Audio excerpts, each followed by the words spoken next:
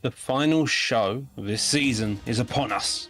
Many competitors have captured the championship throughout the many months. Somehow, the belt has found its way back to its original owner, the GOAT of PrimeTime, and he'll look to defend it one more time. This time, he faces an old foe, but also a teammate entering the challenger, BFAP Dirty Dave. A mauler of men, his aggressive style of wrestling and his ability to control the fight on the mat makes him one of, if not the scariest men to fight right now. He's my campmate, but he's also the champion. He has what I want, and I need it. But in order for Dave to become the champion, he must defeat one man, entering the reigning, defending GOAT, PrimeTime, the champion, BFAB Trixie.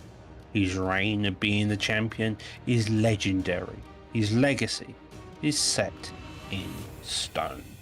But Trixie is never happy without a new challenge, a new mountain to conquer, and he gets it tonight. The championship means everything to me. It defines me. I need the championship, and the championship needs me. I'll die to keep this championship around my waist, so Dave better bring all he has, because I'm coming for glory. And so, all that being said, competitors of PrimeTime, strap in as we kick off the final card of the season. There are cards stacked from top to bottom, and a culmination in a welterweight bout for the ages. It starts now. Welcome to PrimeTime 70. What is going on, you beautiful bunch of savages? I am your host, Cyrus the Looney, calling these historic cards here historic fights here this evening is the one and only J-Dime TV and Mr. Humbledink. Guys, it's PrimeTime 70. We have a killer lineup. How are you doing? And how are you looking forward to these fights? I cannot win, J-Dime. It's PrimeTime 70, the final show of this season. This is the headline show of the season. This is headlining the entire season, J-Dime, and what a season it has been. Yeah, and I'm kind of sad, man, because it's been a long season and it's about to come to an end, and this is the final card. This may be the best for last. There's many great fights on this card. Even on the undercards, on the prelims, I see Conte versus Brady, Anime Expert versus Zayn. I see Raw Poppy versus I can't even pronounce that. Versus Balon. I've sparred him a lot. Raw Poppy surprised me the other day because he was like, I've gotten a lot better. Let's run it. I was like, whoa. He has gotten a lot better. I'm kind of scared a little bit, Humble, but I'm just looking forward to this card, man. Oh, we've got some absolute killer rivalries going on as well, J-Time. You got Reaper versus Soul Cyrus. That's going to be an absolute banger.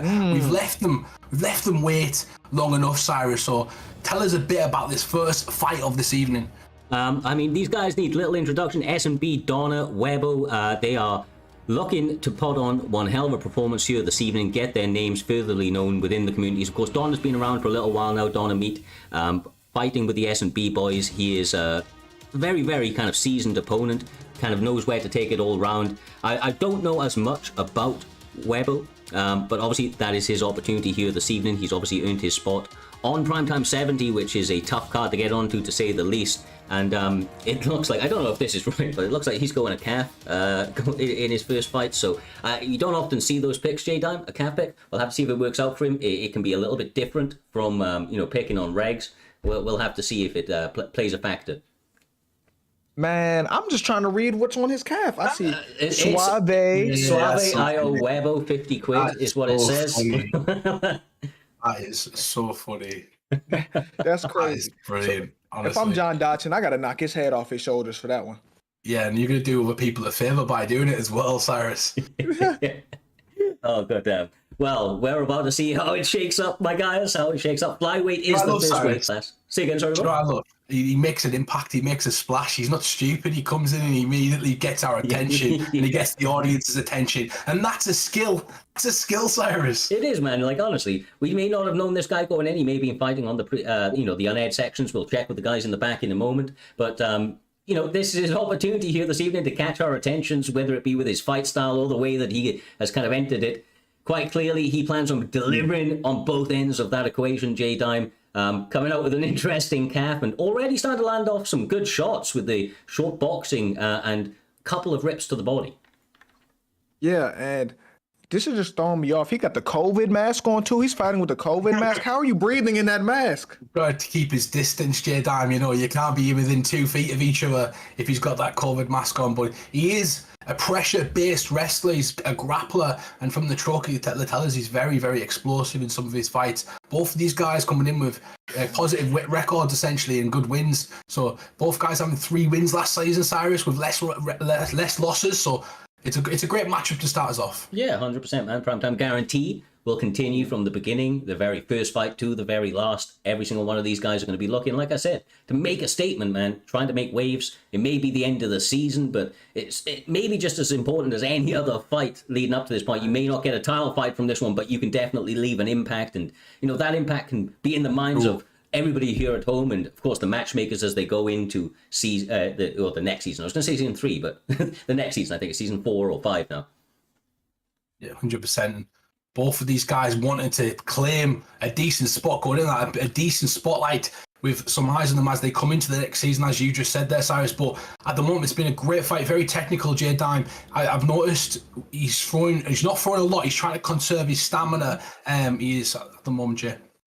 Yeah, and I like the way John Dodson is picking his shots and getting out the pocket. John Dodson have been fighting really well, and he's been doing a good job draining Weibo, if I'm pronouncing it right, stamina, Cyrus.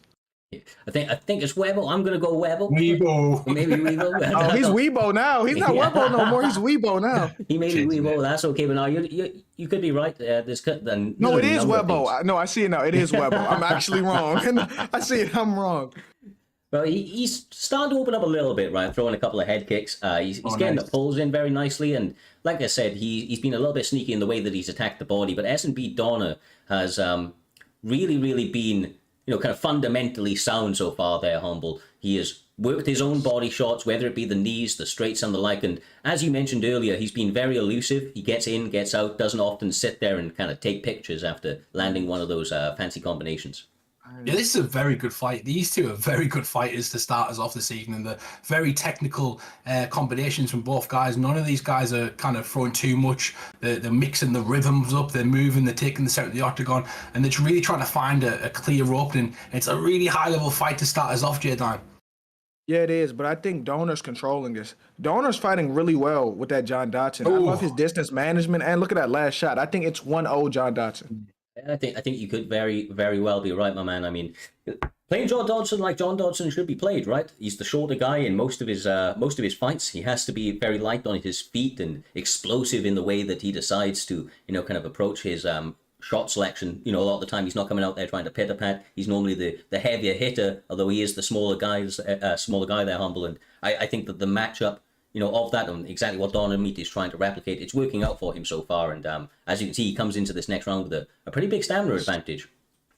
Yeah, he needs to make some adjustments at the moment. He does Weibo, and you know, he needs to make them fast. He is a calf pick. He doesn't have the same sort of attributes as they've won, and he's using, you know, someone who's kept on the feet. The grappling hasn't came into play really, J-Dime, if he's a pressure grappler. It hasn't. John Dodson just been controlling the range, controlling where the fight takes place, making him miss. He's just been putting on a great performance so far, Cyrus. He really has. He gets caught with a couple of lovely little hooks from the Shark right there. But that's his name. He's got to... Bro, he has to be very careful, because honestly, Donner is starting to actually, it may sound odd, he's actually starting to throw less strikes, but everything he's throwing is being more effective. He's got the timing better on those shots, and I feel like he's getting better vulnerability out of those, out of the shots he does throw there, Jay. Yeah, but I think he's doing a good job getting out of the way of the last strike from Donner. Like, he's getting hit, but he's getting out the way of the last shot. So, like, when he throw the uppercut, he's not getting hit with that, Humble. Yeah. Both of you make great points, but I was about to say that could be the end of it, because he denied an absolute beautiful turning takedown. Now he has continued the pressure, and this could be it. No, Donner is over soon. Not messing about. Yeah, he has. He needs a gun. He needs a gun. It's at that point. Already in the first fight of this evening, one of these guys needs a weapon being thrown in from their corner. Having a lot of issues, but Webo doesn't seem to be mentally frustrated. He seems to be trying to stay composed, but although the panic wrestling may be coming out a little bit humble, and that's not going to go in his favor, especially with the stamina at such a deficit. Oh, but I have to say this, Cyrus, as well. We talk about the player itself, but you've got to look at that physique of the fighter. He doesn't look like he wanted it. He looks like he's had a bit too many kicks, Cyrus, and now Donna is trying to put it on him. Yeah, Donna, man, he has really stuck to what's worked. He's had the game plan coming into this one here, Jay, and has done such a good job at just sticking to that game plan. Nothing seems to have got him off it. Everything has really gone his way, and even when it hasn't, like I said, his composure is really being nice. He's just breaking him down. That's what he's doing. He's breaking him down, technically destroying him right now, Humble. Do these not like each other? What is happening right now? He is putting it on him. There is no holds barred, Cyrus. He's not taking his foot off the gas, and he's really, really trying to punish him right now. This is torture. That is what you like to see. The lunging jab into the lunging straight. Hits him with a final hook and sits him down. S&B Donna is trying to go into this flow stage here, J-Dime. He is obviously feeling himself in this fight and wants to go out with a bang at the end of Primetime 70 here. Oh! I don't even think he want to ground and pound him, honestly. I think he want to torture him. Too nice, bro. Too nice. He wants to torture him. Finish. He wants to torture him. You know for a fact on his chest he has tattooed Suave Jamie owes Webo money. I think that should say Webo owes Donna money because he is beating him like he owes him some money, J-Dime. Yeah, he's beating him like he owe him his lunch money. He's beating him like he stole his bike. Like, this is bad. He's beating him like he got suspended from school. This is like he's just getting beat up right now. He's beating him like, and then he go in the chat. What's he beating him like, Cyrus? Tell us. Well, he's beating him too bad, I can tell you that. Some people calling for this fight to be ended, for the towel to be thrown in. But honestly, I'm happy to see these guys continue to go at it, at least for the moment. CTE does not carry through that controller unless that vibration set to the next level, but he's doing he's flow stating, bro. He really is. This is the best that we've ever seen Donna look, and I mean, this is beautiful for him. Let's just see if Webo was able to get that one shot to finish it. He goes the takedown, Humble. Down, Cyrus, shut your mouth. You don't know what you're talking about. He's the shark. He's on top, and he is about to dominate. No, Webo obviously. I don't know. He don't got stamina. I know. I was joking. On the timing, though. On the timing, J-Dime. Great timing from. Imagine he pulled it off. Imagine. If he pulled that off, Donner would be kicking himself in the face because he could have finished this match 100 times. But that would be a lesson not to play with your food though. At the same time, Cyrus. It definitely would, brother. It definitely would. He's actually doing a pretty good job so far. But that right there, just to hold the position with this low stamina. You see Donner trying to build that GA, and he's gonna get the reversal as a result. Humble, beautiful work. That's the problem with having no stamina. At the same time, if you get a couple denies, no, you're not. You're getting back to the feet because the punishment is starting again. He's put his foot back on the gas, J-Dime. Oh, yeah, he can end this. I think he should actually put him away, but he just want to torture him. Well, he is going to that body. Almost catches him with the uppercut, Humble. The pressure is non-stop. Cage cutting to perfection has him in a lot of trouble, man, for quite some time now. Oh, okay. He was shadow boxing in front of him right there. That's how confident this man is. Look at this. The head movement comes. He needs to be careful he doesn't walk into a flash KO or something, Joe J-Dime. I know he's doing really, really well with his opponent, but finish your dinner. I'm not going to lie. I understand that, but I don't know how much he got left at this point. Oh. It's brutal. Yeah, it is, man. This is savagery. Did this guy do something like? Yeah, like he took that towel personally. Like he must be friends. He must be friends with Saga. He talked. He might moused him. He might moused him. He might moused him last night. That just happened last night. He mighty moused him. That just. Oh my days.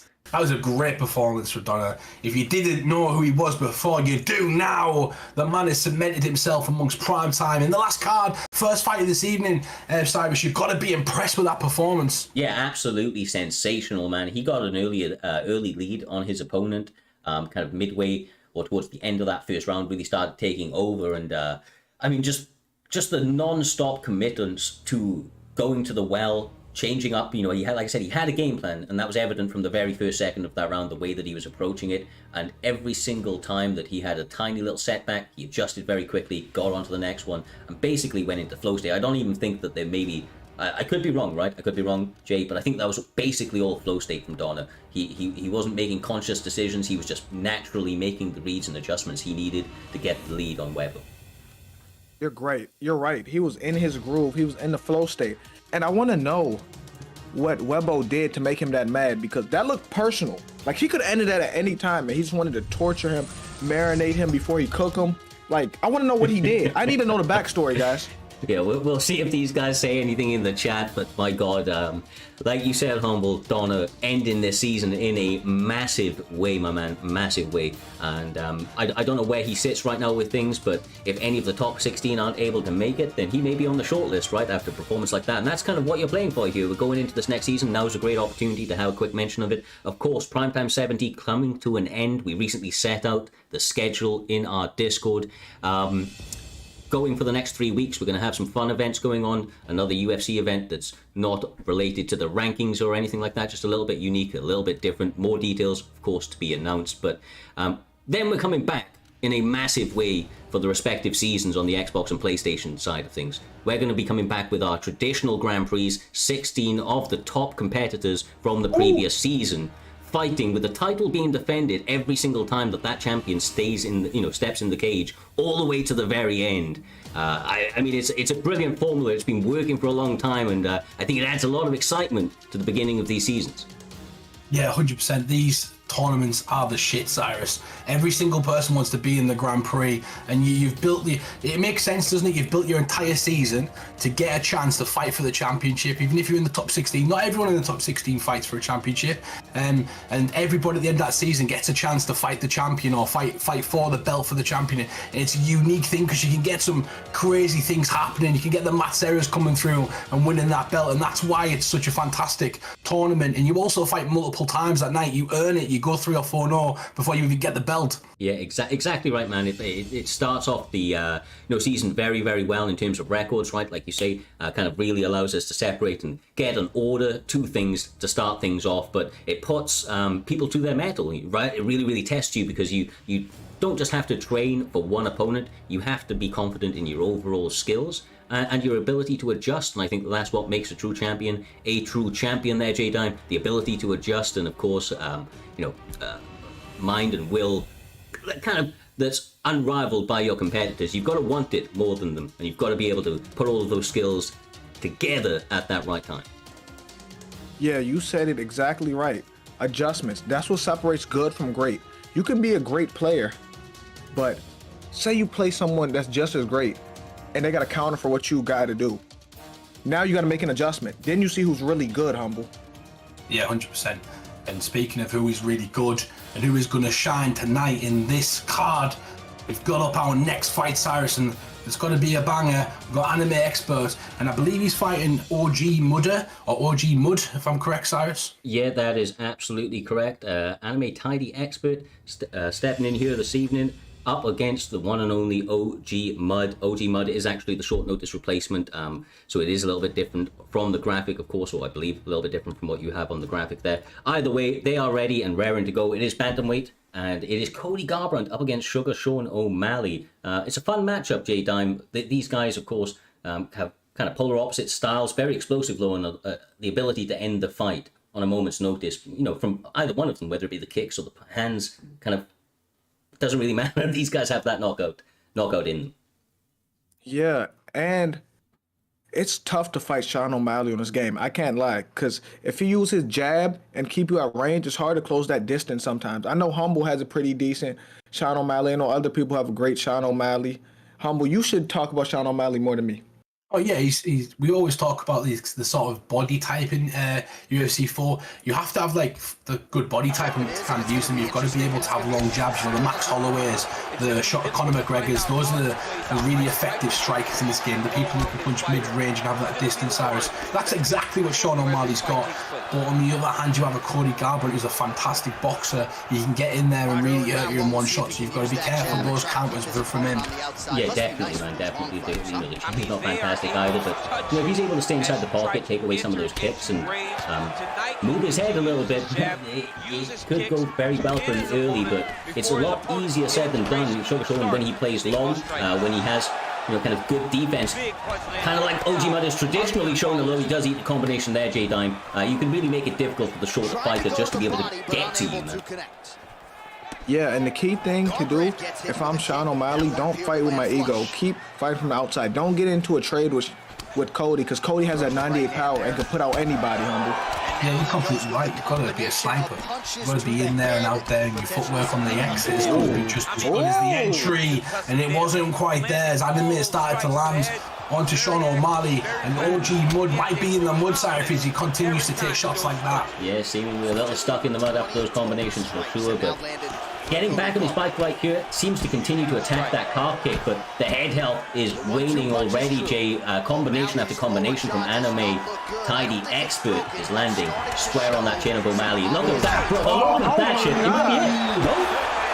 Oh, it's not it, but he is walking Sean down with no respect for anything he got to throw at him, Humble. 100%. It is not. It is when. Imagine. Oh my days! What a beautiful set. Cody Garbrandt gets taken down by Sean O'Malley. He now thinks he's Brock Lesnar, Cyrus. Yeah, he's a wrestler now, man. He's a wrestler. But no, sometimes you need to do it. So change it up on your opponent, right? I think you can write out some positions. Ooh, then it could be good for you, but you do not want to get reversed by somebody like Cody out here, J-Dime, because he has actually got a pretty decent wrestling base for top control, although he does use it to get back up. He did a Millie Rock on him too, but if I'm Sean, I had success when I taunted. I kind of baited him in so I could throw that front kick, but besides that, it's been all Cody Garbrandt so far, Humble. I'm starting to cheese right now. You can see that Anime is kind of overthrowing sometimes as well. If you're Sean O'Malley, you've got to really capitalise on that. And he is with the takedowns, but what about the shots? You know, the body shots, the fades, the little jabs that kind of zap the stamina and make that even worse, Cyrus. Where are these shots that we need to see that are going to punish Cody's style? Yeah, I mean, god damn, brothers. God damn. Stop the fight. He ran through him. He ran through him. That's, I mean, that was a fucking fantastic performance. Humble, he came out, I mean, just whipped him down, man. Dog walked him. Ultimately, Showtime was not able to answer back with enough offense to get him off that game plan. Really check that chin of Cody. You know, he was able to go full Garbrandt and really kind of not be met with too much due to it. He just, you know, got caught with everything. Yeah, you shouldn't go full Garbrandt, but he did on this occasion, and it paid out. You know, he hit that power bar. He was two shots missing away from being finished, though. If he missed 2 shots, he threw 5 and he had no body health whatsoever. So he needed to be completely careful, but he didn't care, J-Dime. He said, balls to the wall. I'm just going to go at this guy. I'm going to get him out of there, and it's going to be it. I'm not going to lie to you. Cody walked him down, ran through him with no regard for human life. Just walked right through. Like, that was... Freight train. Yeah, he ran him over.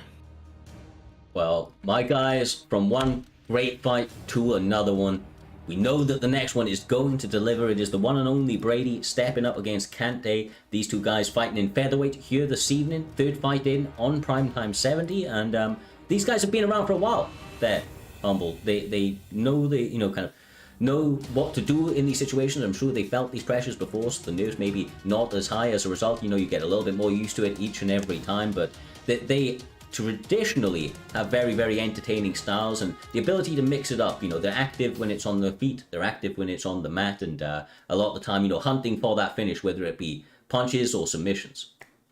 Yeah, 100%. And, you know, like you said, activity is the key. Activity, J Dime. I'll say it incorrectly, but these two are so experienced throughout the actual primetime history this season. They've fought over 40 times between them, Cyrus. So you can between these guys, these had 40 fights, and that's crazy, J Dime. 40 fights a season. That's mad. Yeah, they should be getting some compensation. 40 fights. Listen to me. That's a lot of fights. We pay for the healthcare, J Dime. We pay for the healthcare. Hopefully, because somebody has CTE out of one of them. We keep going back each week, Cyrus. The doctor suspensions are supposed to be every 6 weeks, but we can't keep these guys down. The Warriors, the true fighting spirit. Yeah, I mean, truly, some of the most active competitors, right? I think we've maybe had 50 events. I think they've made nearly every single one of them, which is a mad competition rate, almost fighting like the Thai fighters, right? Almost basically on a weekly basis throughout the entire season. And that can be hard to keep up, but ultimately, if you continue to chop away at it, you're only going to continue to improve those skills, J Diamond. You're going to be able to elevate yourself to another level, which is maybe what Brady is trying to show here this evening as he secures a very early takedown, in a clean way, man. He set it up quite nicely. Yeah. And one of them are going for perfect attendance because you said they barely missed anything. So how many events has it been and how many times have they showed up? Because that's crazy. Nearly every week, and sometimes fought twice a week as well. These guys are in prime time all the time. So because you're fighting a Friday, you might take a short notice fight, and then you fight on the Saturday as well. So you might take 2 fights in that weekend, and that's what these guys have been doing. They've been complete veterans throughout. Mainly more Brady throughout the season. He's 11-9, Cyrus. 11-9. 11-9, man. And like I said, it's part of that activity, right? It can be a gift and a curse because you're not always going to come up trumps when you're fighting that actively, when you're fighting so many different bodies that are in front of you, so many styles that people bring to the table. But it does allow you to test yourself, truly to identify where your strengths are, where your weaknesses are. And that is the first step there, J Dime, to making yourself into a different beast entirely. And Brady's looking like just that. I've seen him throw hands traditionally. Does like to mix in the wrestling occasionally, but he seems to be stuck to him like glue right now, kind of riding out these positions with ease. Yeah, right now he's doing his thing on the ground. And you're right, all them fights get you good experience against different styles. And because of that, he's going to level up faster than a lot of people who fight maybe once every month. Because he done seen it all at this point, Humble. Yeah, I was going to say that the pressure, we talk about the pressure cooker in prime time and obviously esports in general as well. When you fight in the SFL or here or any other league, there's a bit of a pressure, but there's a different sort of pressure. There's a different sort of heat under that prime time light, Cyrus. And neither of these guys are showing that at the moment. No, they seem to be settled in, and I think that is a lot of a lot to do with their activity, right? We've seen UFC fighters kind of take that mindset, Kevin Holland and so on, the Chimaevs, and a lot of the time it goes to their benefit. It keeps them, kind of highly tuned in, and like you said, it can really, really take you to another level. Of course, it comes with some of its setbacks, but it's about how you approach that, and these guys have quite clearly done all the right things to come into this fight in a bit of a blistering way, man. Very confident, J Dime, in the way that they're approaching it. Yeah. I like what Zabit's doing, but sometimes he's getting caught fighting with his ego in the pocket with Dustin, who has 5-star boxing, Humble.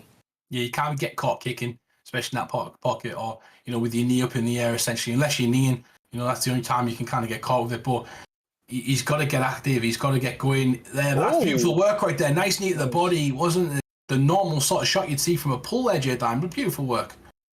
Yeah, and then his body vulnerable after the pull, so he took a little bit of body damage, and that's probably going to affect him going into the next round, Cyrus.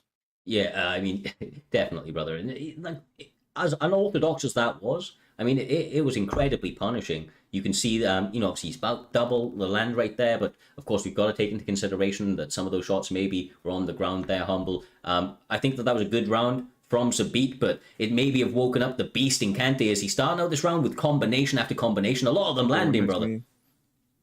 Yeah, 100%. Great work so far. He's pressuring him back and he's really trying to go to work. He's going to be on that black line as well, J-Dam. I always talk about it. It's really important to kind of get your opponent behind that line so you can fire some combinations. Yeah, and right now, he got him behind a black line, and now he's having some success. You don't want to be in a pocket with Dustin, Cyrus. Yeah, definitely not. In the pocket is going to be a bit of a problem, especially just due to that power of due to that power and kind of boxing combinations of Dustin Poirier. Good work on attacking the legs, but honestly, I feel like going back to the teeps may pay dividends for him. He has been committed to attacking the body, but his chin health is almost non-existent at this point, Humble. So he goes for an Imanari.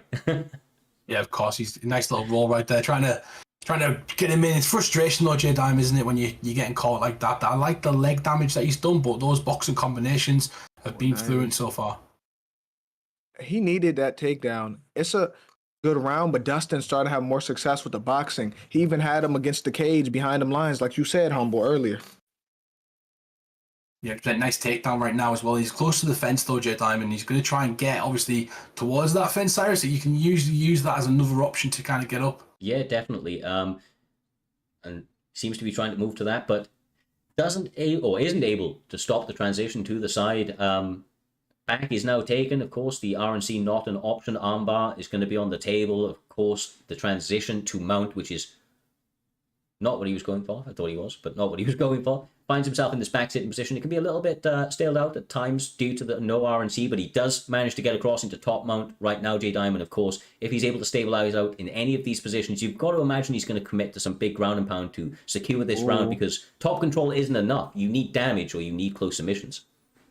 Yeah, especially on this game, you got to do damage. And right now, he's in a dominant position trying to do damage from top mount, Cyrus. Yeah, bro, yeah. You know, like I said, the top mount was a good one. He's going to be controlled. He's going to be calculated. But as you know, Humble, as it approaches this minute mark, he's going to start taking more risks and try to get off some big damage to leave an impression in the judge's eyes. I'm not going to lie to you. I can't see Humble right now. We may have lost Humble. Okay. Not a problem. Yeah, Humble's playing in the dark right now, so we good for right now. Yeah, that's all right, Jay Dan. Me and you will obviously man the fort for the moment. He is pushing forward, trying to get, like I said, though, it's at the very end, right? So now we're going to see 30 seconds of Poirier trying to do the same, see if he can land off some bigger damage, is able to move his head very, very easily, though, and stop the ground and pound. Back to the feet now. Not a lot of time to work, but this is where they're going to get a little bit crazy with their combos. Yeah, and how are you scoring that round? Brady again, bro. I think Brady's 2-up. Oh, right yeah. now. I think Brady. He has up the control too. Yeah. Yeah, I think he's been smart about it, right? I mean, it's stopping some of the ability for his opponent to be able to kind of look for that finish, because you can tell what Kante brings to the table, man. He's forward pressure, he is hands, and he does really good job of, you know, looking for that finish actively, already almost getting a rock, and this is Brady's best way of slowing that down and stopping the damage mounting up on his head health.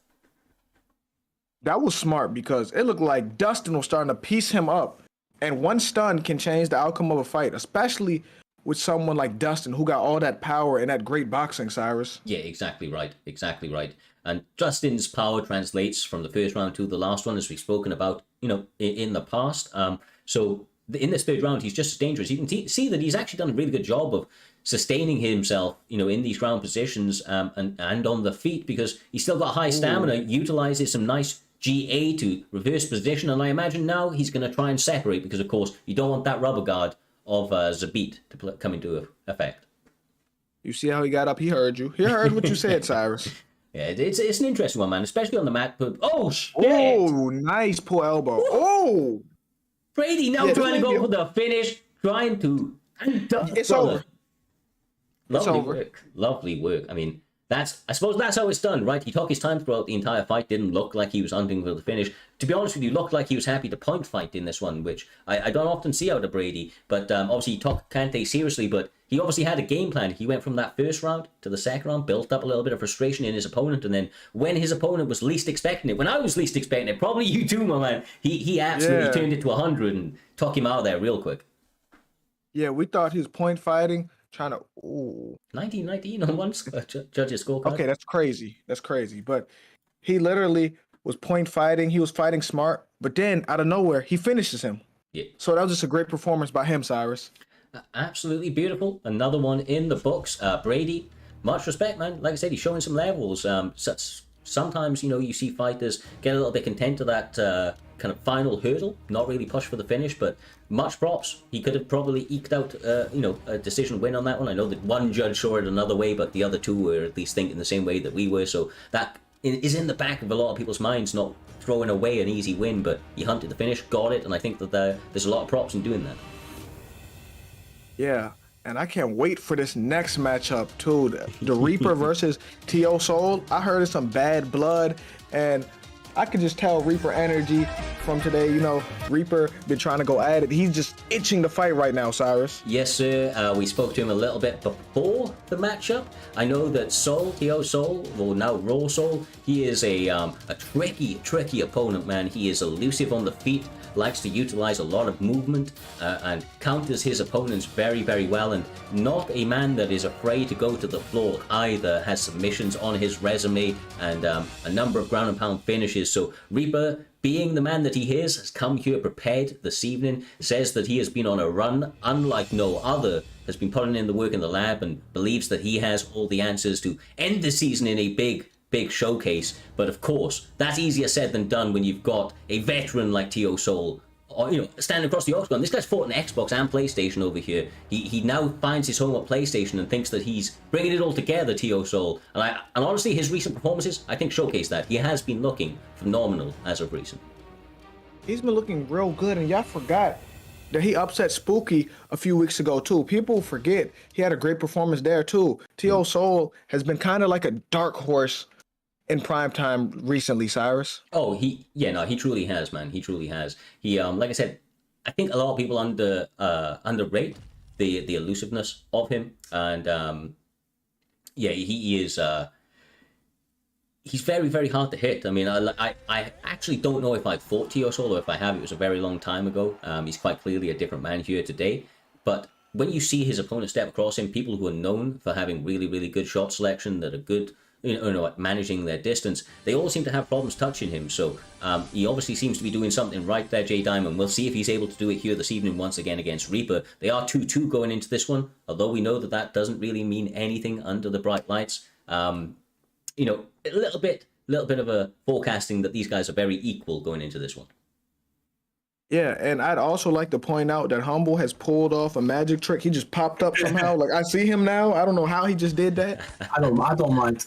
This is a great rivalry between these two right now. But yeah, it's what happens when you have a baby and he bangs it off the wall. You've got to run upstairs to look after him. Sorry, guys, about that, but it does happen now and then. But he's asleep now, and the baby has gone to sleep, just like these two are trying to put each other to sleep, Cyrus, tonight. Yes, sir. As you see, Reaper, he is full of confidence, man. I know that he said that he has been on like a 4 or 5 fight stretch of first round knockouts. We'll have to see if that comes into fruition in this one. Maybe easier said than done as T.O. Soul secures that takedown very early, Humble. And we were just mentioning on the broadcast before we came into this one, he is a veteran through and through. He is not opposed to taking his opponents down and getting submissions or ground and pound finishes. He has both on his resume. Yeah, frustrating them, boys. Like, that's the key, isn't it? You got to frustrate them sometimes. You got to make them overexert, and you do better usually when you actually do that to people. You know, you've got Reaper, who's currently a veteran. I'm surprised he's fighting T-Soul because he's fought so many fights this season. He's ranked, I think, number 12 at the moment, J-Time. He's fighting somebody who's kind of a lot ranked below him, and this could be his spot essentially on the line tonight. Yeah, it could be. And T.O. Soul, like I said, has kind of been like the dark horse. I feel like he deserves this fight. I feel like T.O. Soul upset Spooky the other week. He's been doing his thing as of late, so he definitely deserved this, Cyrus. Yeah, I mean, look, form is everything, and his form has been absolutely sensational. He has been looking very, very good on the feet, on the mat, as we alluded to. Big advancements in his game, but on the feet is where Reaper's bread is buttered. He does a fantastic job of hunting finishes and getting them in spectacular ways there, Humble. So T.O. Soul has to be on his A game and be incredibly elusive not to get caught with any big flurries from Connor, especially early. Like this, my man. Shot goes to the body. Nice uppercut. He hasn't missed so far, J-Time. Misses the first hook right there and gets straight back to work as he goes for the takedown. Yeah. So I was about to say that T.O. was fighting really good at the beginning of this fight, but now this has turned into a Conor McGregor round now, and he's the wrong person to get stunned by on UFC 4, Humble. He certainly is. That power is transparent, Cyrus, and he is trying to take his head off right now. Yeah, and look, obviously, the way the Reaper fights, he's educated in the art of striking for sure. He knows the cage cut. He is not following Soul. He is cage cutting, slipping, and ripping. What combinations! Woo, the confidence and all the time I out here, Jay. He is feeling it. There's a different story, Cyrus, but I've got to jump in. There's a different story. This is Drunk Reaper right now, J-Dime. He's a mythical character. Hey, listen, he is not drunk. He is tipsy. He's off the wine. There's a difference. He's not drunk. He's tipsy. I seen him down a bottle of whiskey with a bottle of wine, Cyrus, before this started. He is ready to go. He's drinking tequila from the neck. This man is drunk. Look, he said he was a little nervous heading into this one, and like Bohachina, he had a couple of wines to settle his nerves ahead of it. As you said, though, he is right now, maybe just feeling himself in that flow state, J-Dime, doing fantastic, man. He said he was going to beat him savagely. That's what he said to us, and he's trying to deliver. Tio Soul doing all he can to make that not a reality, and I know that he is, like you said, being on great form, but he needs to make adjustments because he's behind right now, stamina and health. This is what I think Reaper should do. Reaper should continue patient, pressuring him, not even throwing a lot of shots, him, making him throw, and keep chipping away at him, chipping away, keep punishing him, Humble. Yeah, you can be extremely technical on this game, and Reaper is being right now, but there's another thing he can also be, and that is just in the floor, Cyrus. We talked about the floor state, but he is just confident right now. Confident is key in most of fighting, and that's what you can see from Reaper. Yeah, look, when you've been as active as he has all combinations as second nature. He just needs to not overthink it and let his hands go. That's what he's doing here this evening. Oh, Reaper! Nice. I'm not gonna lie, this match may be close to over. His stamina's at the B right now, and right now Reaper's doing all he wants, guys. Oh. Reaper is playing with his food. He goes for some flashy moves. Imagine, Cyrus. I've done this. Yeah, no, look. I don't think he's any danger, but that's real good for him, Jay. The fact that he can't sidestep anymore takes away one of the major evasive movements that Tio Soul likes to use. That's going to make him a lot more hittable. I was about to say that you was gonna say the sidestep something he struggled against. I'm just playing, but right now he is whooping Tio Soul, and Tio Soul is getting desperate right now. Do you know how many takedowns he shot so far? Yeah, and honestly, I feel like that is actually his major undoing. He got caught in the early of the first round, and he panicked. Humble. He panicked. He shot too many takedowns, putting behind in his stamina, the stamina department, and Reaper, being the tactician he is, has continued to attack that over the remaining last 7 minutes. And as you can see it, why would you go for another take? Oh, he got it. He got it. Should have did time. He knows better than you. No, I'm joking. You're right. I'm wrong this time. You're right. Up. Never mind. Reaper's going after him right now. Reaper is putting on a clinic. He's doing real well. That, the being drunk kind of helps him, but he did get caught. That was a little bit of a taste. He needs to be careful. Yeah, I mean, look, that shot into the takedown was definitely a sobering experience. But his cardio, he's having a bit of a adrenaline dump right here, Jay, because cardio is also looking not fantastic for Conor McGregor, and he really fades a lot more than Dustin Poirier. It's over. Forget all that. It's over. That's it. Put him out. Reaper gets the amazing win, J-Dime. What a fantastic win. And I believe he's on the mic right now. He's talking some crazy stuff. He said he wants you next, I believe, J-Dime. Is that correct? Listen, I will beat the mess out of Reaper for the 100th time in a row. We were just going at it before the show started. I was just punching him all over the cage. But Reaper, great win. Yeah, no. What a way to steal a spotlight, Cyrus.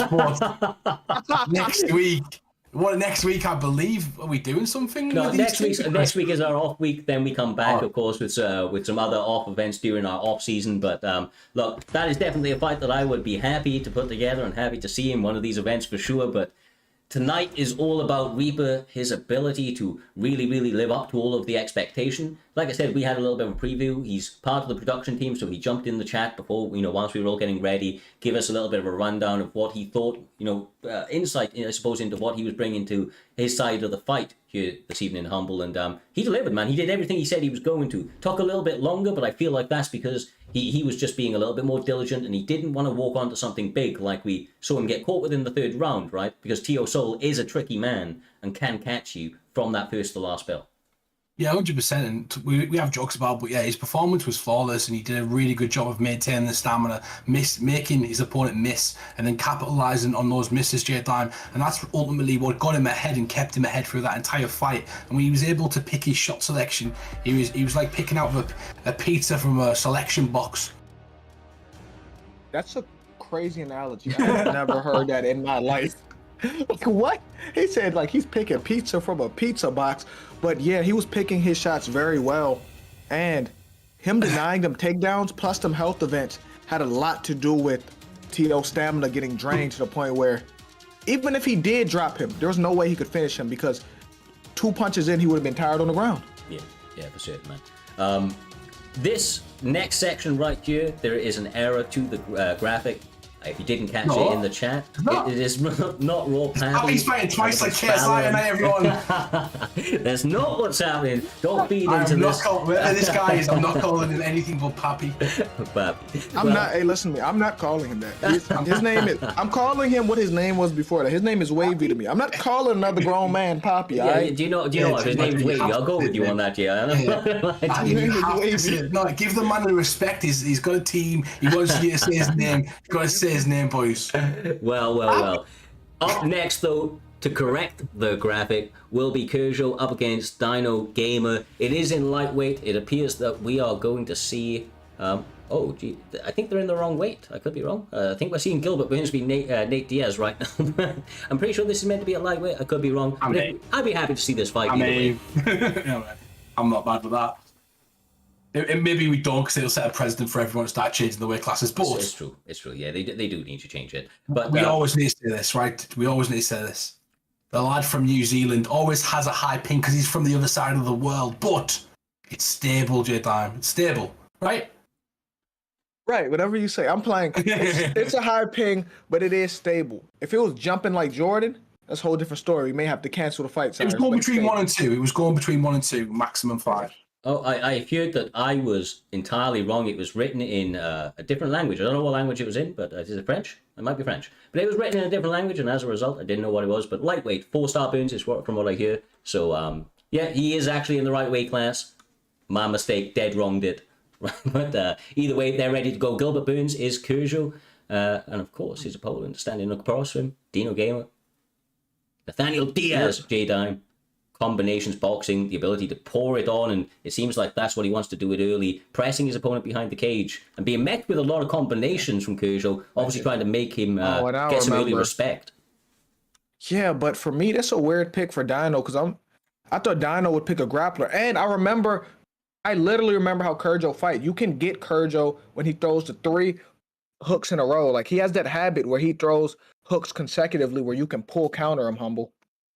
Yeah, he does exactly that. And Dino Gamer is usually fantastic on the top, but this is brilliant from. It's brilliant from Dino Gamer. No, I thought it was Kyrgios for a second. I do apologise. But good work from Dino Gamer there. He's really putting it on him, Cyrus, and that's what you got to do when you got a mount like this. Yes, sir. Combination after combination landing, or ground and pound after ground and pound shot, just not even being blocked. Lots and lots of those shots getting through J-Dime. Good job to get back to half guard, but got to be wary, as Humble was saying. Dino Gamer is incredibly active on the mat and will look to continue to throw bombs for as long as you will allow him. Yeah. Oh, I was about to say, yeah. And if I'm Kyrgios, I gotta get back. I gotta get back to my feet because this is Dino's home. Dino likes being on top. He has a good top game. Pause, Humble. Yeah, he does. Nice work, though. He gets back up right now. I'm glad you said pause right there, J-Time. You got to pause in them moments, but nice work. Pull it back. Dino Gamer and Burns really putting on the pressure right now. Gets caught. Kyrgios trying to make it dirty. It's what you've got to do, Cyrus. Yeah, and honestly, you've got to almost be going first against Nate Diaz, because when he's going with his combinations, when he's throwing that straight, it can just be problematic. It does just slice through very, very nicely. And I think, is it like 4-star or 5-star his? It is straight. It's beautiful either way, bro. He's doing a really good job with it. And just the head movement from Kyrgios, he's done that a number of times. He continues to pull and keeps catching his opponent, slipping a little bit. Or Dino pulling, sorry. Yeah. You gotta, if you're a Dino, you gotta make the reads, because every time Kyrgios throws a 1-2, he throws another 1-2. Every time he throws a hook, he doubles up with the hook again too. You gotta make them reads if you're Dino, Humble. You do. You've got to make those reads, but at the same time, sometimes your opponent wants you to make those reads because they have another shot waiting once you do. So you got to be careful of the second setup or the third setup. But beautiful work, exactly as I said it. Nice work right there. Catches him, dumps him. This could be it. Nate Diaz is rallying right now, Cyrus. Yeah, my God, he has done it, brother. It's over. It's over. Bro, just honestly, Dino Gamer keeps doing this. He just has a way of landing damage, Jay. I mean, it's impressive. He keeps getting it done, whether it be on the mat, whether it be on the feet. There's just there's huge amounts of damage being thrown and landed. Virtually everything doesn't even get blocked, right? He always just seems to know when to change it. When they're trying to post, he goes straight down the barrel. When they're trying to move their head, he's throwing hooks. It's great work from him. Yeah, it was a brilliant performance for Dino. And if I'm Kurjo going into next season, I got to make myself less predictable because too many times he get caught throwing them double hooks or them double jab straights. He get caught in them sequences too much. That's where he gets slumped, Humble. He does. And you've got to look when you see kind of a change in the pattern as well. You can see people making adjustments and getting better at what they're doing. Obviously, becoming more comfortable as well in prime time. It's kind of you've got to. Those veterans have fought so many times. They don't probably get the nerves that they first got back when they first started fighting. I know there's a little bit of nerves every time you're fighting under the bright lights, but as you fight more often, you kind of get used to it. Yeah, definitely so, man. Definitely so. You write it out, and you basically get more confidence in your skills and your ability to perform under pressure, which is exactly what Dino Gamer has been able to do once again here this evening. And that does take us very beautifully on to our featured fight of the prelims. Mr. Humbledick, just to throw it back to you, of course, for a moment, we're going to be having Raw Pappy up against Ballon. These two guys, I believe, are on the PlayStation side of the equation. What do you know about them? I mean, we've seen them compete, but run these fighters down for everybody sitting at home. Yeah, 100%. Both of these guys are fantastic, and they've had great seasons so far. J-Dime, you get to this spot and you're put in this position, the prelims, the featured prelim spot. We've had bangers, we've had classics, we've had Fight of the Night contenders in this position over and over again. The position alone has got a lot to kind of live up to. So these guys coming in tonight have been put here for a position you know it's going to be a banger. I'm going to be real. This should be a great match, especially that Wavy has gotten a lot better than what he was before. Because I told you, me and him used to play a lot back then, and I'm not going to lie, he was trash back then. But then he showed up like last week, and then he was like, yeah, I'm going to get revenge on you. Then he started kind of whooping me. I was like, hold on. Then he's been sitting there learning from the greats in his camp, like Spooky. And then he hit me up the other day and said, I've took your patience game from you. I've learned the patience. And I was like, oh, that can really help you a lot. I was like, bro, do you? But I'm not going to be biased towards him. 100%. You've got Pappy who likes to work the body. He had a good comeback against Cole last night, and he fought last night. We talk about KSI fighting twice in one night, but you got Pappy who actually fought twice in the weekend, Cyrus. Good enough for me if you think about it. I'm not going to lie to you. He is the next KSI, it seems like, because KSI is fighting 2 times today. And now he's fighting 2 times. And on the flyer, for some reason, it said he was going to fight Dino too. So it would have been 3 times this week if that was accurate, Humble. 100%. And that'd be a crazy time. As Doc says, Pappy fighting twice. I just want to, while we're waiting for some production stuff to go on, J-Dime, I just want to take a second to look at some of the future fights that are coming up. And obviously, we've got some brilliant fights this evening, and the main event's going to be brilliant. But you've got EK Naz there versus Pabs as well. And I seen in the chat earlier on, he actually put in the chat that he's here and he's brought his entire team with him. Because just below that, you got Tad versus TMF K41. And that's going to be an absolute banger as well. EK have come over to Primetime and they're looking to take over tonight, J-Dime. This is a big card for them. Yeah, Nas and Tadpole said, we're not here to take part, we're here to take over. And Nas, the past few weeks, have brought his following over here. And for some reason, it feels like he performs better when all them people are there. Some people just perform under the bright lights, are natural entertainers. And it seems like he's one of them. And Tadpole, I don't got to start with Tadpole, even though that's my guy. Tadpole's a very entertaining fighter. Yeah, very entertaining. Human highlight reel. For sure, man. He has got many knockouts to his name. As you mentioned, EK Naz definitely performs best under those bright lights, but they're being stood across from by 2 very, very game opponents. Vex Pabst, another very, very much up-and-coming camp. They've been around for a good number of months now, have acquired really good talent there. Humble and obviously has found himself in a very, very visible spot in the main card to end out this season. I mean, it's a big spot. These guys are fighting for quite possibly top 16 positions if they're not already in it. Yeah. A big win here could get them into that. No, 100%. Naz is currently ranked 2-0 in the division. He's coming through with 2 big knockouts out after a big opponent. We give him a tough test. last week, Jay Diamond. He came over. Well, both his fights have been tough tests. Skish is a fantastic fighter, and then last week he had an absolute barn burner as well. And he hasn't been shy this season. He's been fantastic in what he did. But Pabst is currently ranked higher. He's number 11 in the Xbox division. He's the one taking all the risks tonight, and he doesn't mind because he's put himself in the fire time and time again. And this is a big opportunity for him as well to put his name under a bright light when a lot of people come through to support Nas. You're right. Pabst can use this to steal the spotlight. Maybe take some of Nas fans, turn them into Pabst fans. 100%. This is just a brilliant opportunity, Humble, that if I'm him, I'm looking to pass with flying colors, Humble. 100%, and it's great for people like that and other great streamers and stuff to come through. You know, they've got a platform and they use it, and they bring a lot of people to Primetime to come and witness this tonight. And obviously, Cyrus, we've talked about the featured prelim of this evening, but now we're back. I feel like we should crack on with this one. It's going to be Papi versus Balin, and this is going to be an absolute barn burner at bantamweight. Yes, sir, and they're picking fighters that are a pleasure to see there, J-Time. Cody Garbrandt for Wavy, and Balon stepping across from him with Song Yadong. I mean, that guy, they mirror each other in terms of stylist, you know, their style. They got really good boxing. Of course, Song has got a much better chin, and that can sometimes play into it, but I could be wrong. I feel like Cody's faster. Am I wrong, bro? I've not looked at the stats, but I feel like he's faster. You're not wrong. Okay. You're not wrong. Cody is faster and hits harder than anyone in this division. Really? But it cancels out because he has the worst chin in this division to go with it. And on that note, Song Yadong has a stiff jab as well, Cyrus. He really pumps it in your face.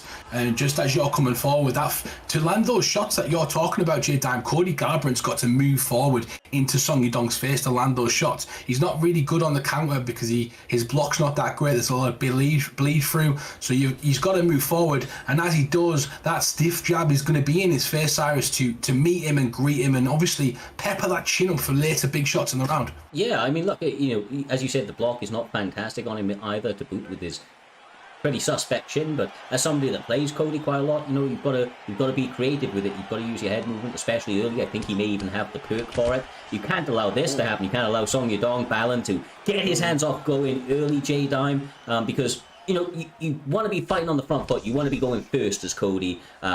Playing second fiddle often leads to too much damage being accumulated and not being able to fight back from that point of no return. Yeah, I feel like right now Wavy's fighting safe. He's trying to find his distance and not get his head knocked off by Song Yadong. But Song Yadong has started this fight really fast, Humble. Nice work. Like I said, he pumps it in your face just like that. And you've got to deal with it. And the guard, the sort of block, the shield from Balin so far is really holding the test as Cody tries to close that distance and land the axe. Cyrus, he's getting out the way. He's making it difficult to find his rhythm. And a great job so far of hitting him with that stiff jab. Yeah, I would like to... He's starting to settle into some rhythms every time he's on the back foot and he's walking in. He's throwing a couple of dropping leg kicks or straight into that lead body hook. I have seen Garbrandt start to make a couple of reads to it because it gets a little bit problematic, but then it opens him up to additional combinations. He's giving him the same look, J-Dime, with the kind of same entry, but just a little bit different on the return each time. He's kind of throwing a hook in there or throwing an additional straight in there just to keep the variation high and not allow Wavy to know what's coming next. Yeah, you're right. But Wavy has to take away them straights. You got to take away that jab from Song Yadong. Maybe sidestep, move your head, because he can piece him up with them jabs and take Cody's block down because his block is not that high, Humble. Yeah, it's not that high, but he's doing a good job sticking on the outside. He's starting to use the kicks as well, which is what I like. It's a good combat to that jab. You can move your head slightly and then kind of start to land those kicks. But Raw Papi is doing really well, but he's starting to get piece pushed back behind the line, and Song Yadong is rallying the troops. Cyrus. Yeah, Song Yadong has honestly entered this fight, with a certain sort of, or certain tempo, I should say, and he hasn't really let the kind of foot off the gas at any time so far. Feints are in his opponent's face. Anytime he opens up with a kick, he's there with a combination, doing a really good job of in and out. Those are the types of shots that are needed, though, of course, if you're Garbrandt, J-Dime. He is so fast, as you mentioned. He hits so hard, going first, getting to that body, trying to catch your opponent mid-combination, and continuing to chop to the body like that is only going to pay dividends for him. But even though Song Yadong's doing great, I like the patience from Cody in the first round. He got to pick his shots, but he got to be more active going into the next round, though, too, Humble. Yeah, he does. He's got to be more active. I like in the work. He's starting to even up slightly. closing the distance with his own jab, Cyrus. They both start to trade jabs. It's what happens sometimes when someone catches you and you remember the fundamentals. You know, you start trading back, you start thinking about the basics a lot more, or you can kind of move that head movement. Yeah, you know, obviously, there's so many different facets to mixed martial arts, and you know, obviously, the deeper you go, whether it be striking, grappling, or the way that you mix them together, there's so many different things that you have to factor in when you're approaching fights like this, especially when you know that your opponents are so well versatile. These guys seem to have an unofficial agreement to strike it out here this evening, and I have to say, like I said, Song Yadong, I think, is setting this fight out with a great precedence, and although, as you mentioned, Jay, the defense has been very, very good from Cody Garbrandt, just a little bit too much is landing, and as you rightly said, he needs to get that tide to be changed coming into the second round, or he may be, like I said, behind that point of no return. Yeah, so when you said too much is landing for Song, it's not that Song landed a lot. Cody had good defense. Cody didn't throw enough in reply to that, Cyrus. So if he throw like 15 more shots than he did last time, the striking would look a little different, Humble. Yeah, and he's not countering as well. Like, there you go. Yeah. This is stuff like that is, and that's what you've got to do. Maybe though, Humble, all part of his game plan. Sorry to hop in, right? Maybe he was just trying to get his opponent in a stamina deficit. But that is what possibly happens. Too much damage. Yeah, he was doing fine, to listen to Jay Dime, and then all of a sudden he gets peppered. Jay Dime. He got in a bad habit. He got in a bad habit of throwing a kick. Punching range. Once you throw that body kick and punching range, you're liable to get stunned.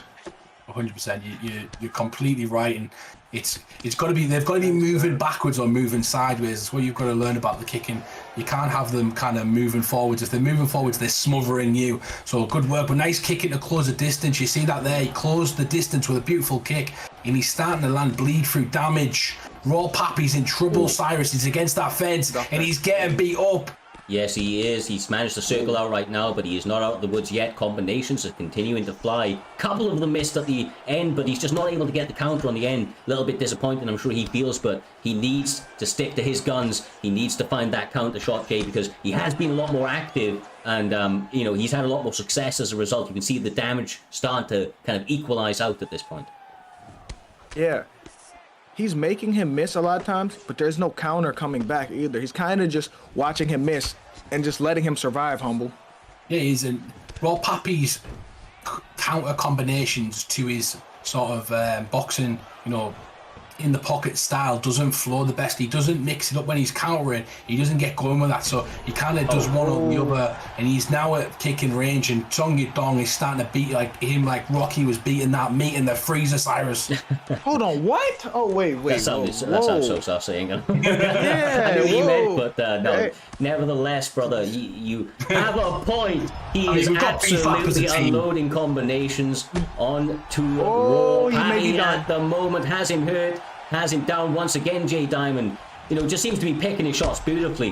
Yeah. Oh. And then here's Cody's chin is shot. This may be over. His chin is already shot. It's over. Badline with the W. Song Yadong with a brilliant performance, Humble. Brilliant performance. He did a really good job, and it was a fantastic win for him. Balon did it. He just did what he was supposed to do, Cyrus. He really took it to Cody Garbrandt, and Cody Garbrandt couldn't handle the pressure. Look, he started the fight as he meant to go on, man. I mean, we didn't see, other than variation to his combinations, which is beautiful, like I spoke about throughout the fight, his shot selection was excellent here this evening. He came into this fight, gave his opponent a look, and he just had a problem really adjusting to it. He had a good, I suppose, adaptation in that second round there, J-Dime, but ultimately the damage was too much. His chin was already checked, and he wasn't able to mount enough damage whilst taking the punches that he needed to to really get the tides to turn. You're right. And he wasn't active enough either, because when you make someone miss, there got to be a counter. Once you make the read, there got to be some counters there, or they're just going to continue to keep doing it because there's no consequences coming back your way, Humble. Yeah, that's it. That's what you said. You've got to give them something to think about. Or just give them a reason not to come forward. If you don't give them the reason, they're just going to march forward, Cyrus. They're not going to, you haven't given them any bad weather, essentially. You've not tried to deter them from their task. You have to try and do that. You have to try and take your opponent out of their game. But that being said, it was a great featured prelim, Cyrus. But that takes us on nicely to the Primetime 70 main card this evening, Cyrus. Yes, sir. We have absolutely sensational fights lined up for this main card. Of course, end of the season, Primetime 70, and we wouldn't expect to end it in any other way, J-Dime. BFAP against BFAP in the main event. We don't often try to book, of course, camp against camp if it's avoidable, but ultimately these guys will all kind of rise to the top due to their, standout performances, and we now find, of course, Trixie up against an old foe and training partner in Dirty Dave, and Blackout Hours up against B3 Gemini. Well, I know we've spoken about it a little bit in the past, but these guys, each and every single one of them, bring something else to the table, but they're such an interesting contrast to styles and approaches that you never really know which way this one's going to go, because they can match up 100 times, but they're just able to adjust to each other so well. And then the element of surprise isn't there because you've been in the gym with them, you've trained with them, you spar with them a million times. They're the people that help you get better. So it's really interesting to see who's going to win all these matchups. Definitely, bro. 100%. And there's just the co-main event to the welterweight fight between Naz and Tad, and Lex versus Caliber. There's so many good fights tonight, but I believe next fight, Cyrus, is going to be an absolute banger, and I think these guys are ready to go. Yes, sir, it is. Right MMA up against BUK Gaming. These guys are going to be fighting in bantamweight. We've had a couple of fights in bantamweight here this evening, J-Dime, and honestly, I cannot say that I'm unhappy with it. I'm pretty happy with it. It's one of my favorite weight classes. These guys move very quickly. They have fantastic head movements, and they're able to hit really, really fucking hard, man. People think of the smaller guys not being able to get finishes. That has quite literally become a thing of the past, especially as of recent. Some of the most entertaining fights that you will live to see. Bantamweight to me is one of the most entertaining weight classes in this game because you got these guys moving at 100 miles per hour. They're faster than most people. Then they got the power too. It's just an exciting weight class because you got people like Pewter Yan, Sean O'Malley, TJ, many more. There's Aljo. There's a million great fighters to choose from. It's not like the flyweight division on this game where there's only 10 fighters there, so you can't even scroll down. There's a lot to choose from in the bantamweight. Yeah. Oh yeah, there's people in the back. There's people in the not even in the top 15, Cyrus, that you go. Sean O'Malley's not even in that top picture, it's crazy. And you've got people who you can choose who are absolutely brilliant, and sometimes Songy Dong is literally not in that sort of picture. Yeah, that guy's like ranked 17th. Anyway, what I was trying to say is we've got some of the best fights now because the top guys are fighting each other with the top characters as well in the game. Yeah, honestly, it's one of the deepest weight classes that there is right now, and these guys are going to be looking to showcase different striking styles, I would imagine, here this evening. BUK is going. Jose Aldo, a little bit more of a Muay Thai style, a little bit more flat-footed, but my God, does he hit hard and attack that body beautifully, as you can see already. Rob Font needing to use that jab, though, Humble, keep his opponent in bay and work the body in return, because we know Aldo's a little bit known for fading. Yeah, 100%. And shout out to everyone who's come through at Primetime now. Before we get going with this point, so many people, and thank you for the biddies in the chat for Matrix. I hope you guys appreciate tonight. A crazy fight, the first fight this evening. Vote Game and J-Dime as well. I know Cyrus was going technically, but we've got to remember this is a rematch where Vote Gaiman was accused of cheesing him, and everyone was going crazy in the chat. So very interesting. Oh yeah, I want to talk about that. I've never seen people that don't like each other, the whole chat on the same side going against one person. Crazy. Like, you had people that don't even like each other. Like, people's moms were tuning in to Twitch just to write a complaint about Vote Serious, Cyrus. Yes, sir. I mean, look, whether you love him or hate him, he is here once again performing well so far. Rob Font is doing a much better job, though. He is approaching it tactically, Humble, trying to pick him apart with jabs, straights, and a couple of mixed-in kicks, which have landed with success. But he's just pressuring very well and slowly forcing Aldo behind that black line that you talk about. Yeah, 100%. And he's doing a really good job of picking his shots. He's not throwing a lot, but he's starting to get hit with the third and fourth shot, J-Dime, and I always see that as a sign. If you get hit with the third and fourth shot and not just the first and second, you're getting hit with nearly all of the shots that are coming through, and you're not really expecting your opponent to throw, leaving yourself a bit more vulnerable than usual because you're about to throw yourself. So he's got to be careful that he's got to avoid that third and fourth shot. Yeah, you're 100% right.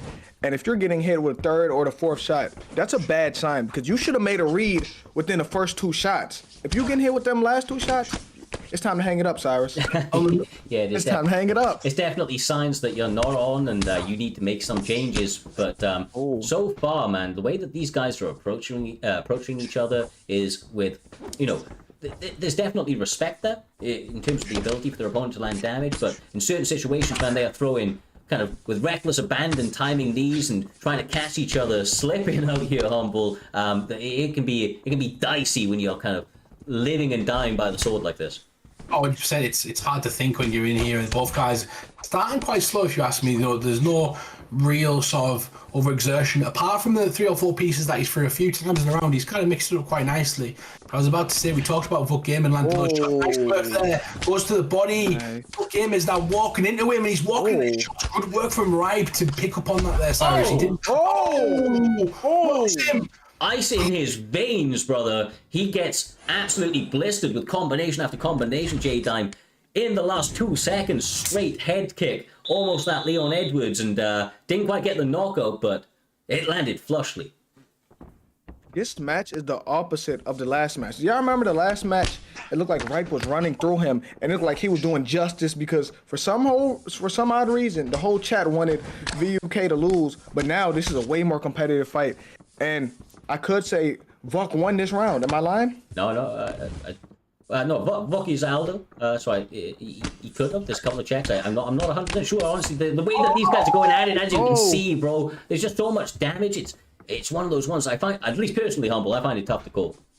Yeah, 100%, but he just had a lot of hook sandwiches right there, and he starts to go back to the body. Great shot from Vuk Game rallying on. His fans are in the chat.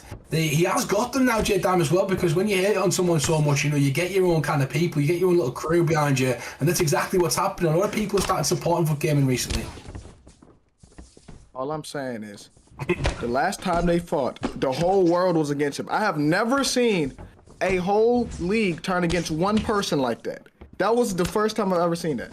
If you can turn them one way, J-Dime, you can turn them the other, and that's what Vuk Game is trying to do right now. He's trying to win over his haters, win over those people that doubted him, and I think he's fighting quite technically as well, Cyrus. The first knee that got thrown in this fight, I seen it was from Font. I haven't seen anything coming back from Vuk Gaming, but technical striking that's offsetting the rhythm of Ripe Gaming. Yeah, if I remember rightly, I mean, he was in the chat afterwards saying, okay, like if he's kind of like, he was almost happy to almost entirely take away any techniques that people consider. Honestly, I don't actually remember it being cheesy myself, to be perfectly honest with you, but hey ho, he is approaching, like you said, his leg is toast. Just calculated, bro. He's calculated with it. He's starting to get some good damage off, but the stamina is a bit of a problem, right, Jay? And we know how much that plays a factor in this game, especially as you go into those later rounds. Oh, shit! Let's say that, but the damage is a problem on the other side. So we can say stamina, but the damage is going the other way, Humble.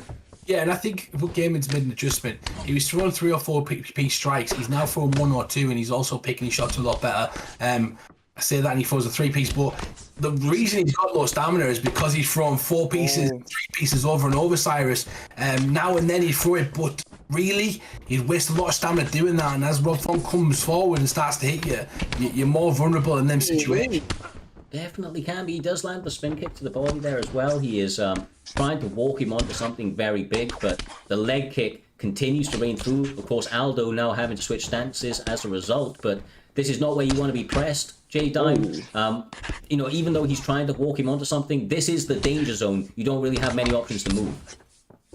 Yeah, and Rob Font is starting to do better. He may close the gap.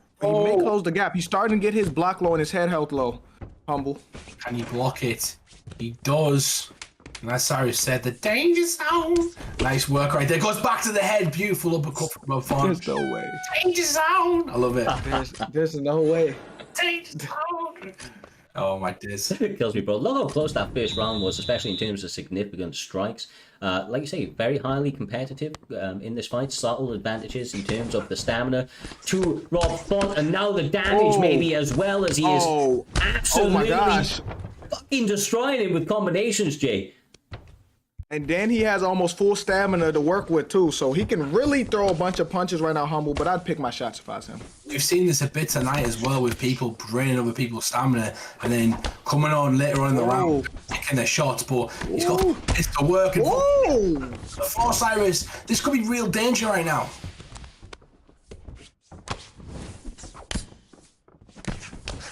That's nasty. I'm not gonna lie to y'all guys. Right now, he may put him out soon. Hey, Cyrus, you're on mute, bro. Oh, my bad. I'm screaming down the mic. For that finish, honestly, it was absolutely crazy. My apologies, but what a fucking finish, man. Amped it up, took it to that next level. When he started landing, he had him on shaky legs. He was unable to, really get away from it, to slow down his opponent's roll. The damage was too much, the stamina was too much. He played cool, calm, and collected because he was getting stunned. It was competitive, but early he was getting stunned. But he knew he had the stamina, and he knew he was making him miss from 3 or 4 punch combos. So he just stayed composed, got his damage. Once he stunned him, you know once you stun him. Especially if you're Jose Aldo. I don't know how to explain it. When you stun him once, it's like he just keeps getting stunned over and over again. He starts to deteriorate, Humble. Yeah, exactly. And that's the thing. Like, you can't just keep taking those shots, Cyrus. You've got to kind of stop that momentum coming at one point and kind of turn it in your favor, and that just didn't happen right there. It was a great performance. Yeah, exactly, bro. Exactly right. Just sensational, absolutely sensational. I think that, right, is that one apiece now? Am I right? The UK won the first one? No. It's 2-0. Is that 2-0? Right. Okay. 2-0. Well, yeah, it is. He puts the nail in the coffin with that one, secures the match, at least for now. If they win a best of 3, like you say, he moves on as the successor. So much respect to Ripe MMA, man. He does it again. Another fight in the box for here this evening. We move up this. Hold on. Hold on, Cyrus. Hold on. Am I reading that right? What's that? It says Leaks have 2 fights like he's KSI. Am I reading that right? No, that's going to be a mistake on the graphic. I did hear from the guys in the production that...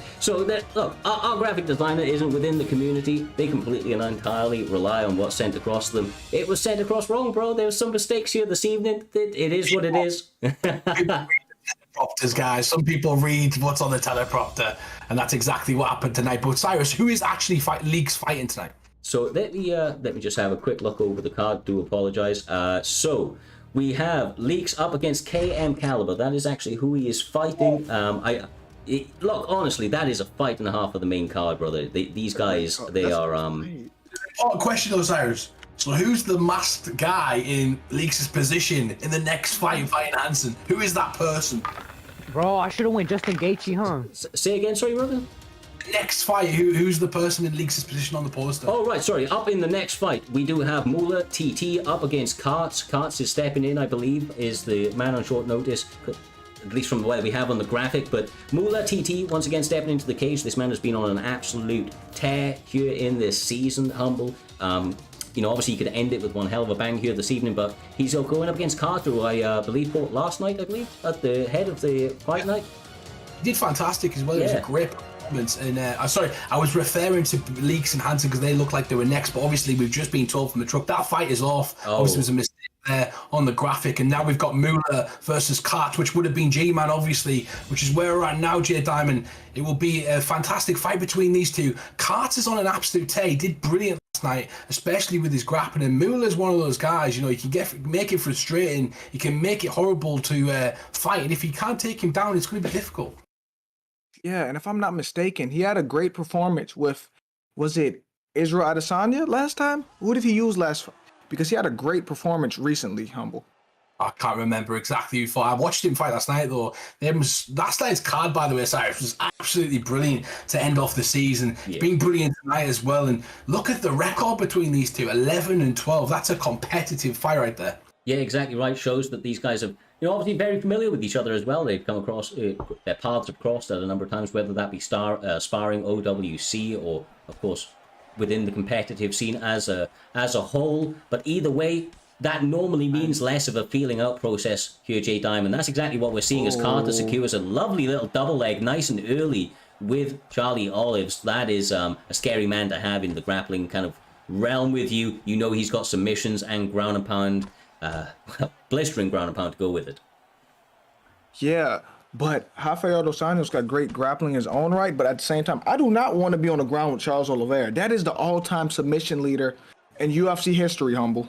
Especially blonde hair Charles Oliveira as well. There's extra pep in his step, Dime. He is hopping, he is popping, and he's going to be fighting Islam Makhachev in his next fight. But Andy, for me, he's an ex-champion. He's brilliant on the game, but he's been downgraded a few times where he's kind of at that peak where he can get hurt quite a bit, and he's not as balanced as he used to be. Yeah, look, he's a fantastic fighter by all means, but like you say, on the game, especially some of those statistics being removed or some of those stats being lowered a little bit, definitely has hurt him a little bit. And don't know if that's going to play a factor over the period of the fight here, Dime. But I mean, like I said, you just don't want to be in the grappling kind of world with Charlie Olives anyway, bro. No matter whether you're fresh, no matter where you're hurting, no matter who you pick. I just feel like this guy is too good down here to stay in any sort of time with. Oh my. Yeah, Charles is a monster on the ground. And if I'm Rafael Dos Anjos, I need a reversal. I got to survive. Make sure I don't take any damage at all costs, humble. He's moving right now, and Carter's really trying to put a stamp on this one. He was fantastic last night. It's almost like he's got a bit of extra confidence. He's currently ranked in that top 15 already, so this is him fighting, somebody who's ranked a bit higher in that division, but he's essentially fighting for a big spot in the Grand Prix, because we didn't even talk about this, Cyrus. A lot of these fighters who fight in the Grand Prix, if you're number 16, usually you fight number 1. It's the seeding that works as well. The higher position you are, the better fights we're gonna make as it comes forward. So positioning matters as well in that top 16. Yeah, it really, really does. Like you say, there's a lot of things we'll continue to roll out as we go. But like you said, the seeding plays a massive factor, and it means more and more as you move up the card, right? Where you're going to find yourself in these kind of final stages or at the final hurdle here at Primetime 70.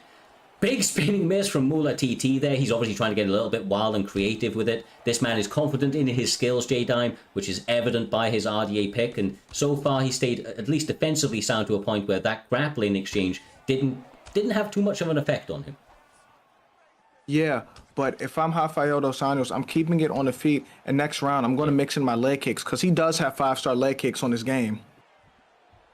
Nice work. Goes for the turn and takedown. Gets to the under over. He goes for a rare back take and gets him down with the body locks. Beautiful work right there. Off balancing his opponent and then misdirecting him in the opposite direction. Yeah, chain wrestling, man. Absolutely. Chain wrestling. He wasn't able to get the double leg. Like you say, the way he took that back, you don't often see it, man. He obviously knows what he's doing, and his advancements quite clearly in the grappling world have elevated his game to another level. He was always pretty dangerous on the feet, but he's a different beast now, Jay, and it's become evident in his recent performances. Yeah, I'm not gonna lie to you. Charles Oliveira, ever since he got blonde hair, he became a mythical character. And also, it's hard to beat him because once you drop him, he becomes even better too, humble. Plus 10 to all of his stats. He becomes unbeatable. You've got to, for a good minute, he's very, very good. It's almost like he gets super powers, Cyrus, and you've got to be careful of Charles. But on a serious note, he's got great boxing, great jiu-jitsu, like deadly. I think it's 99 submission offense. So at any point in this fight, Carts might be looking for a submission, and rubber guard's the place to do it. Yeah, on top, he's going to be looking for ground and pound predominantly. Doesn't want to go for too many submissions to give up his position. But when he's on his back, that's where a lot of these submissions are going to really be available to him, Dime. There's a lot of time for people to work, but if there's anybody that's going to feel comfortable on the mat with somebody like Charlie Olives, it's a veteran like RDA, because he's equally as comfortable on his back or on top. Yeah, he is. He's a great grappler in his own right, and I don't think Charles has 99 submission. I think it's 100. I may be mistaken, but I think it says 100. You got that guy on top of you. You got a guy who can literally finish the fight at any point with a hold, with you overexerting. You've got to be extremely careful if you're Mueller, and he's kind of moving through him like a knife through butter. Cyrus. He's got to be careful that doing a good job of getting his guard back, but he's got to get some of them denials going. Yeah, exactly. Beautiful bet, man. Honestly, Carter is really elevating his game. Stamina's about equal. Like you say, it's 100 submission offense. The escape was looking imminent. Maybe a couple of reads being made by him early. There's still a lot of time to work, Jay. 2 minutes left in this round and potentially another 5 to go. And Carter has been in basically full control the entire time. Oh, man, this grappling is looking good right now. He's been controlling this. And even though Mullah isn't taking the most damage, he is stuck on the bottom and he's losing rounds because of that, humble. Exactly, and Carter takes his time. He's really good, doing a good job. He's been in KIA like 5 times. I don't know if anyone knows that, but Carter's been in KIA for a long time. He's one of them guys who I'm kind of familiar with. I know quite well, and he's a young kid. It's like 14, 15, 16-year-old, something like that. Cool. So you know, this young kid is getting better every single week, and that's the reaction time as well, J-Time. You know, when you're that age, your reaction time is peak prime. That's the best esports players in the world at that age. Yeah, I'm not gonna lie to you. The youngins are taking over, not just the UFC scene, just gaming in general. Their reaction time is second to none, and they learn stuff really fast too, Cyrus. Yeah, different rate, man. Just the ability to absorb, right? Kids are sponges for information, and I kind of feel bad calling him a kid, but he is a young man, and he is doing very, very well. He's quite clearly making very quick adjustments to his game, and it's been paying dividends for him as the connection drops out and comes back on their end. Lovely reversal, but it's at the end of the round, so he confidently goes and checks the statistics. Low amount of strikes being landed, but a lot of control. Yeah, 100%. Some people mentioning in the chat about the ping, but they have had a pretty stable fight so far until that end, close to the end of the round. And, you know, these guys seem to be dealing with. Sometimes that can happen as well, Cyrus, if people are streaming, you know, the different parts of the world.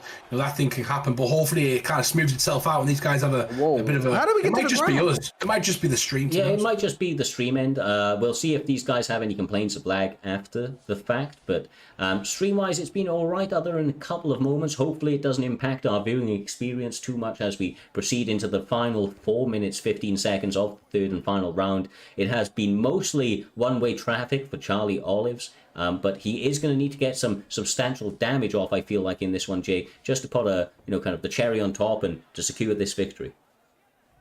This is the problem I have with this game, because he's been controlling it all the way through.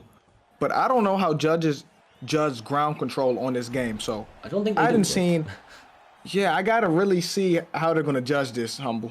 Yeah, it's about submissions. It's about damage. It's not just about control. The control limits the amount your opponent could do, and I think that's the key limitation of your opponent. If your opponent's only landed a couple of jabs and barely any hooks, he's got his stamina this is low. difficult. This is difficult. The ping and the sort of thing you can have. It's not going to work right there. But Carter right now is now aware. Oh, hold on. Is he gonna make a comeback? Can he track him? Nah, he's not gonna track this one. You know the score, bro. These early ones quite often are just to make some reads, right? So I mean, he's got a couple of in now. He knows he's going to get out of this one, but his stamina is still going to be low, and you never know. He might go from one submission to another. I mean, he's got a few stages there as well, and that's going to be judged. It's true. That's actually very true, bro. When there's not a lot of damage, right? A big submission like that, the deeper you get it, it could be the most substantial thing that the judges score. Try to finish the fight, so that's what he's got to do. He's got to be active with his submissions. I like people that do the first and second stages of the submissions don't count as heavily as the third and fourth stage. No one even thinks about this in UFC community, but the submissions, the higher they get, they're going to be judged higher as well because they are closer to finishing the fight. So you're racking up tallies, you're racking up your own points essentially. Yeah, they favour activity, especially in the scoring of UFC 4. Definitely activity, damage is a big factor. There's been a lot of control time, and I seen it in the chat earlier on. If there's potentially not a finish in the next 1 minute odd, then this could even be what would be considered a robbery after so much top control, right? Like I said, it's been basically one-way traffic, but damage-wise, we don't know which way they're going to score it. Oh, he's gone for 3 takedowns. He gets out, and Muller is on to Carter's case, J-Dime. Yeah, but the only thing is, RDA has 89 power. Is the problem with that too, Humble? I know you don't have. He tried to rally, but J-Dime, who has landed the damage this round? Who has gone for the finishes this round? That's the question, because a little bit of damage beats ground control on this game. So that's the interesting one. 8 seconds left, so it looks like we're going to see a decision tonight. I'm not sure if it's our first one. It is. But pretty interesting fight. Carter keeping up a consistent performance. He's not really kind of overexerting himself anywhere. He's taking his time with the fights, and it looks like, from my perspective, he might have got a win there with the amount of control he got, Cyrus. But who knows? We've seen crazy decisions, and we go off the game. We don't go off what our opinion is. It's impossible for us to judge these fights. Yeah, exactly right. We're about to find out, though. Let's see. 30-27, 29-28. 29, Can't be. 28. Probably be Carter. It's got to be Yeah. Carter, bro. And it is. Yeah. And it is. I mean, that was a It lot of is. control, bro. A lot of people support him as well, J Diamond. He's had Brady in the chats. I know he's a young lad who likes to sit in the chats with the other lads and spar with each other. There's obviously some quality to that. There's something that gives you, because you're constantly fighting some of the best guys and you're getting better, and you manage to pull out top performances against top competition just like that, back to back. Headlining last night and then being one of the guys on the main card this evening. Arch did what he had to do, guys. Even though people say he didn't do much damage, he got a unanimous decision. That's what it's all about, getting that win at the end of the day. Yeah, surely, bro, surely. And look, as much as people are going to hate on it, he's going to continue to build the supporters that he does have. And if you don't have haters, you ain't doing something right. He continues he continues to get W's, and I've seen it in the past, man. He's the type of guy that, look, he may not be hunting for the finish. He'll take it if you give it to him. He's just looking to not make any mistakes out there and walk away happy in his performance. I think that he is going to be very happy with the way that the last two fights have gone for him, and he ends out the season on a nice little run of W's. But from that fight on to the next, we are going to be having the one and only EK Tad. He is now going to be coming forward, looking to add another highlight to his resume, but he is stepping opposite TMF. I think it's Kai. I think that's how you say it. K41. I think it's Kai. But either way, this man is a threat to all that step across from him. He has tremendous hands and often gets early finishes. So I think this one's a pleasure to say the least, Mr. Humbledink. I know from speaking to him a little bit earlier on today that he is going Anderson Silva. Is EK Tad. He wants to come out and really prove a point here this evening. Looks to get flashy and wants to truly replicate an Anderson Silva style performance. But that can be easier said than done when you have somebody like Kai stepping opposite you, especially with Robbie Lawler as the pick. I mean, you know that man hits like a Mack truck. Although he doesn't have the extra star, he is definitely not to be kind of overlooked. 100%. And you talked a bit about the fighters earlier this evening, but the positioning in prime time is such a story at the moment, J Dime, because obviously he's got his teammate fighting next in Naz. But Tadpole is currently ranked number 9th in the Xbox division. He's currently 4-1. You know, he's got his own special moves and stuff like that. He likes to use his TikTok, and he's been putting himself out there. But this evening he's going to be fighting a 3-1 K41 who essentially could take his spot. The Grand Prix is coming up in a couple of weeks' time, and ranked number 9, you'd be giving your spot to someone who's literally going to be moving into your opposition if he beats you. Oh wow! Waiting for opponent. I hope there isn't issues here. I was going to say don't blink and then it paused. I'm glad I called myself, but either way, now they are back and it looks like it is heating up here, J Dime. Yeah, it is. And if I'm Tad, I'm not thinking about him taking my spot or none of that. Tad knows what he's capable of, and Tad is a walking highlight reel, but sometimes I can get him messed up, Humble. Yeah, 100%. And Tadpole's got some really good techniques. I've sparred him quite a bit myself, but he's like, when he's gone to EK, I can see he's leveled up. There's certain things that he's doing and he's learning. He's a sponge. He's willing to take in from the best players in the world. Oh. He's got a fantastic camp helping him, but Twinkle Toes giving him exactly that, Cyrus. Let him see those toenails right there. Yeah, those toes literally scraped off the side of his head on the way past. EK Tad. Oh. Going a little wrestle heavy, slamming his opponent. You don't often see something like that out Anderson, but this man is a black belt on the ground. That's smart. That's actually smart what he did, because Robbie Lawler has like an 85 bottom control, so you may be able to pin him down, Humble. 100%, and the betting lines have been in tonight, and it looks like Tadpole is going to get 95% of the betting lines, Cyrus. Dang, it is what it is. There's a lot of people in the predictions tonight, and it's a great part of us. We've got 90 people in the chat at the moment. Everyone keeps flooding in as the card moves on, and you know exactly what that means, Cyrus. There's a lot of people coming to support, but you can also bet in the chat, can't you? You can put those bets on, use your channel points, and take part with everybody else this evening. Yeah, definitely, man, for bragging points, for the points that come with the channel in and of themselves. And that is what Tad said he was going to do. He was going to throw some points, but that is what now he's said. You can't get caught, Jay. You can't tell him to then get caught, bro. God damn. Yeah, I'm not going to lie to you. If Robbie Lawler would have knocked him out there, that would have been karma for taunting at him too, Humble. Yeah, but Tadpole's not about that. He wants, he understands. I get Tadpole as well. If you've got a content creator in a big team, it doesn't really matter. It's the same thing. You're looking for the highlights. You're looking to be savvy. You need to create those moments. You can't let them come to you. And that's exactly what Tadpole's doing right now. He's trying to create his own highlight reel by taking out Robbie Lawler and Twinkle Toes this evening. Now, honestly, I can tell you, long before this man has been making content over on TikTok, he has been a highlight reel after highlight reel. You can see him now. That stun J-Dime, I think, actually woke him up a little bit, and he starts to land a little bit more technically, and opening up with his combinations, not really playing second fiddle at this stage. Yeah, but something tell me Tad is going for another highlight, and I don't blame him because he understands content creation, Humble. Yeah, 100%. He understands not just content creation, but what people want to see. We talk about the esports team. We talk about the competitiveness. It's more also about getting people behind you, getting your base and getting a following as well, and creating a support. We constantly see it come through. We aren't going to do it as a one person's not going to do this, Cyrus. Everyone's going to have to start becoming big in the community and then coming through different leagues, and that's how you build everything in this esports league essentially. Yeah, sure. Honestly, now when it comes to this fight, right, J-Dime, there has been a lot of kind of changes in momentum. Talking about it, now Tadpole gets a rock of his own. Twinkle Toes, though, looking really good in that first round, landing a lot of damage of his own. But it's all about being consistent and trying to make sure that you don't allow your opponent back into the fight like we just saw Tad kind of do just there. Oh, nice pull.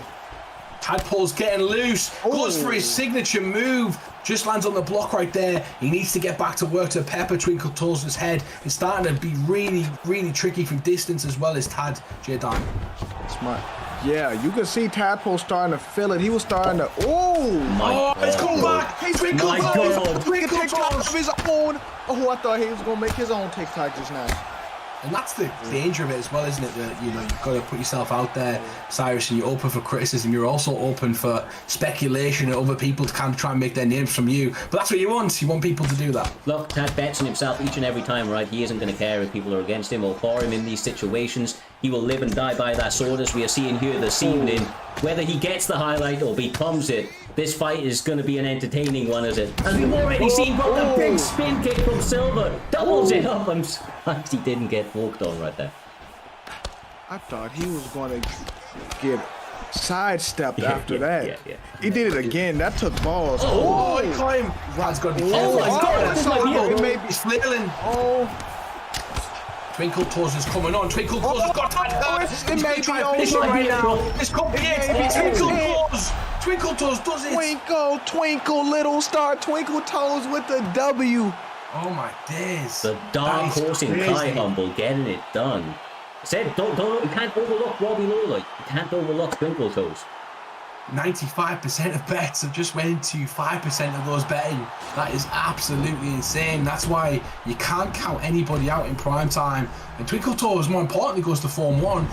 Is he going to steal that Grand Prix position for Tad? Who knows? The top 16 get it. When them rankings are calculated by the algorithm, essentially, Cyrus, that we already have in place, it's going to be interesting to see what that brings up. But he's got a finish as well. That's going to help him project him right up there into that top division. Look, I cannot speak to how much of a standout performance that is for Twinkle Toes. Kai has done fantastically to come here and get the upset. As you said, a lot of support was coming in for Tad going into this one because of his repertoire, because of what he brings to the table and the highlights that he is often on the kind of giving end of. He often makes a lot of highlights in his performances, but like I said to you, live or die by the sword. These fights are always entertaining, and this time didn't go his way, but ultimately he will be back better than ever, and Kai moves on with a big feather in his cap, and I'm sure him and the guys back in his camp are going crazy, bro. It feels good when you get a W, kind of on your side, but even better, of course, when you've been able to do it against a top flight opponent that is well known and respected within the community. Yeah, and the other thing is as well, EK Tad just lost, and EK Naz is fighting next against Pabst and J-Dime. He's been elevated quite rapidly in the PrimeTime division recently. He's been getting some good wins against some top guys, but tonight is a true test for EK Naz. He's going to be fighting Pabst, and Pabst has looked absolutely brilliant so far in PrimeTime.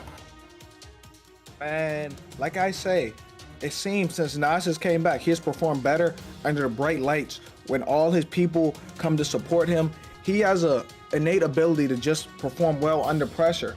But he's going against a good fighter and Pabst. And Pabst is looking to take away all that clout and take away all his fans with a victory here, Humble. 100%. And when you the other thing is we talked about the last fight. We're talking about the Grand Prix. The Grand Prix is coming up, so we keep hyping it up because it is one of the best sort of competitions that we do. Your top 16 fight at the end of the season, and EK Naz is currently 2-0, coming with a big following, and he's looking to take out number 11 seed already at 4-1 in Pabst, and that could be a huge upset. You know, Pabst is gonna. We talked about it early on. He could take the spotlight away from Naz tonight and put it on himself, or is he going to become a victim to this rising star? Honestly, there is massive kind of potential for both guys here. They're both fighting for something big. Of course, Pabst is in that top 16 right now, wants to hold on to that position, wants to do it, and of course, shy away a rising star within Primetime MMA in Naz. Obviously, EK Naz, he trains with a lot of the top level guys, as does Vex with, or Pabst from the Vex side. So I think that these guys come from very respectable camps. They come from, you know, kind of a deep staple of fighters. So you know that they're going to have been shown every look that's possible. They're humble. And I feel like that's, you know, that's one thing, of course, but then bringing it to the table here in this moment is what it's all about. And these guys have both proven that they are, you know, that they're the guys to do that. They rise to the occasion, they answer that call, and that's why they find themselves in such a, you know, kind of powerful spot in tonight's card to close out this season. 100%. And, you know, as well, it's about showmanship. It's about putting yourself out there. And Naz is also the ESFL champion. You know, he was the ESFL champion. He's done well in other organizations. Yeah. He's done fantastic. You don't become that by being rubbish. You've got to beat a good number of guys consistently who are fantastic in the world, and that requires homework. But tonight, I like his pick in Leon Edwards, J-Dime. I know both of you on the commentary team picked Leon Edwards to win that fight, so you've got to be happy. And tonight, I think it's the first time we actually get to see him getting used, J-Dime, against Conor McGregor, another favourite of yours. Listen to me. I love Conor. Conor, my guy. But Leon shocked the world. Like, what he did to Usman, people didn't believe that was possible. They thought he was down and out for the count. But guess what, Cyrus? Little old Leon knocked the pound for pound #1 out, and I'm proud of him for that. Headshot dead, brother. Looking to replicate that here this evening. We will see if he's able to do so. Of course, they're going to start out this fight in a very quick fashion. Pabst is Conor McGregor. Naz, UFC, is the side of Leon Edwards, already trying to utilize those teeps, trying to kind of replicate the Leon Edwards style and be defensively sound early and, you know, kind of throughout the entire fight. And that's important, man. Getting out these first 5 minutes, Humble, from somebody like Conor McGregor, the explosiveness, and as you can see, the damage he's able to, you know, creepily add up very quickly, is just vitally important. You cannot eat shots early like this, bro. Oh, Naz is wobbled. I was about to say, sometimes Naz is a slow starter as well. He does like to warm into his fights. Fought quite many times. I've seen him fight quite a lot, and sometimes you can catch a cold if you're quick and you know, exactly like we've seen right there. But as soon as he starts to make those adjustments, that's where the problem comes. But Pabst is really giving him something simple, J-Dime. He's giving him the jab, and he's controlling the octagon. Leon's got to take that control as the bigger fighter. Yeah, but Naz is showing good composure right now. After he got stunned, he's not letting that discourage him. He's still doing him right now. And he gets the takedown on Conor too. That's smart, Cyrus. Yeah, it really is. It's going to allow him to work on that already early stamina advantage that he has. And we mentioned about Charlie Olives, right? He gets +10 to his stats anytime he gets rocked. I feel like the same can be said about Naz himself. He often starts slow, as you mentioned, gets cracked, you know, kind of in the beginning of his fights, and always seems to be able to turn it around. And he's starting to make those adjustments early, gets a denial off in top mount, Humble, and now he's just able to rain down some vicious ground and pound. And maybe he's got wake-up call as a perk. You know, he lets it kick in straight away, because as soon as he gets hit, that sort of dominance comes out of him, and now he's in top, and he has got a fantastic mount as well. I've been under the wrath of this. This is not nice from him, and he gets really good denials. But Pabst is in trouble right now, J-Dime. He's against the former ESFL champion and the guy who's currently undefeated, and Naz is really raining down that hammer on his head. Yeah, this is a tough spot, especially if you're Conor McGregor.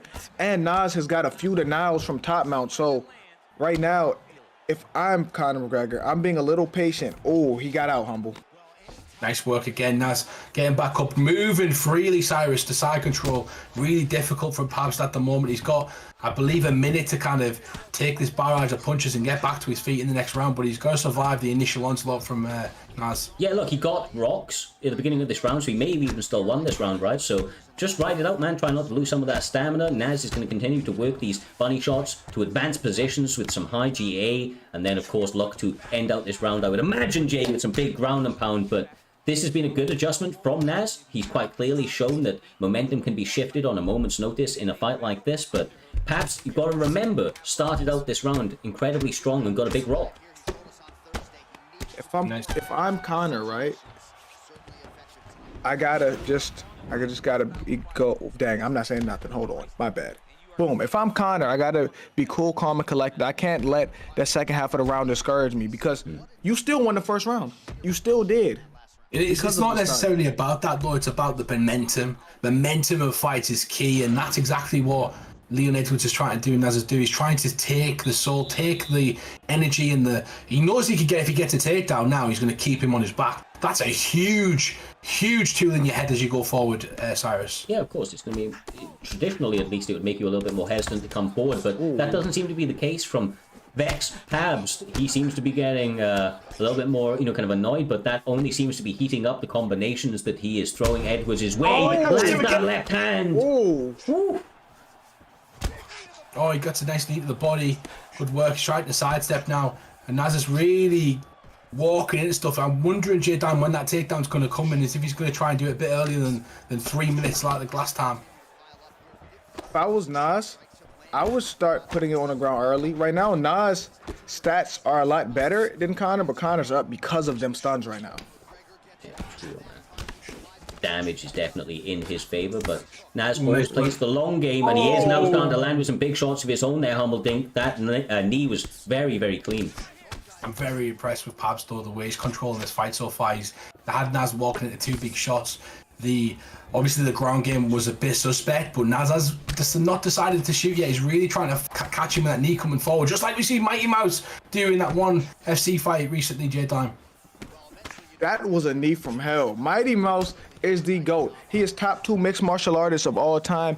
Don't argue with me, argue with your mom, Cyrus. Bro, I'm 100% in agreement. But it is. Oh my god! Nuts! The sunset! This could be it! His hand's trapped! Oh, I thought you were out! I was standing on my chair damn near.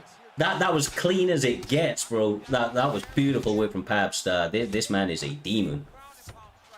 Definitely, and beautiful work right now. Pabst is not all about that life. He's really trying to put it on him. And if I'm trying to get him a shoot. What a beautiful it's stuff from over. Pabst. This could be it. Oh, he survived again! Oh my god! He survived! Alexa, play I Will Survive! Oh my god! People got that going off in their house. Yeah, now. my house, literally, I was literally looking at my thing, please don't react to that. Oh my, bro. Look, and once again, though, Naz seems to be calm. He seems to be fairly composed. Just, and as this goes on, this damage is definitely adding up. But he does need the finish, right? If he goes into the third round, 56 seconds. What can he do from here? That's the key. He's got 50 seconds to work. Looks like he's got the stamina advantage, J-Dan. If I am Naz, I am looking to drain this guy's stamina as much as possible. And he could go for it. He could go for it. 30 seconds left. He's smart. Does he not have a Kimura from there, Cyrus? No, he was smart. I think he actually does have the Kimura from there, but we've seen it in the past. I believe Naz, traditionally goes for more ground and pound. He's a damage-orientated fighter. He's not posturing up. Imagine. Oh my god. He's coming after still... him. I can't believe this. How is he still in that fight?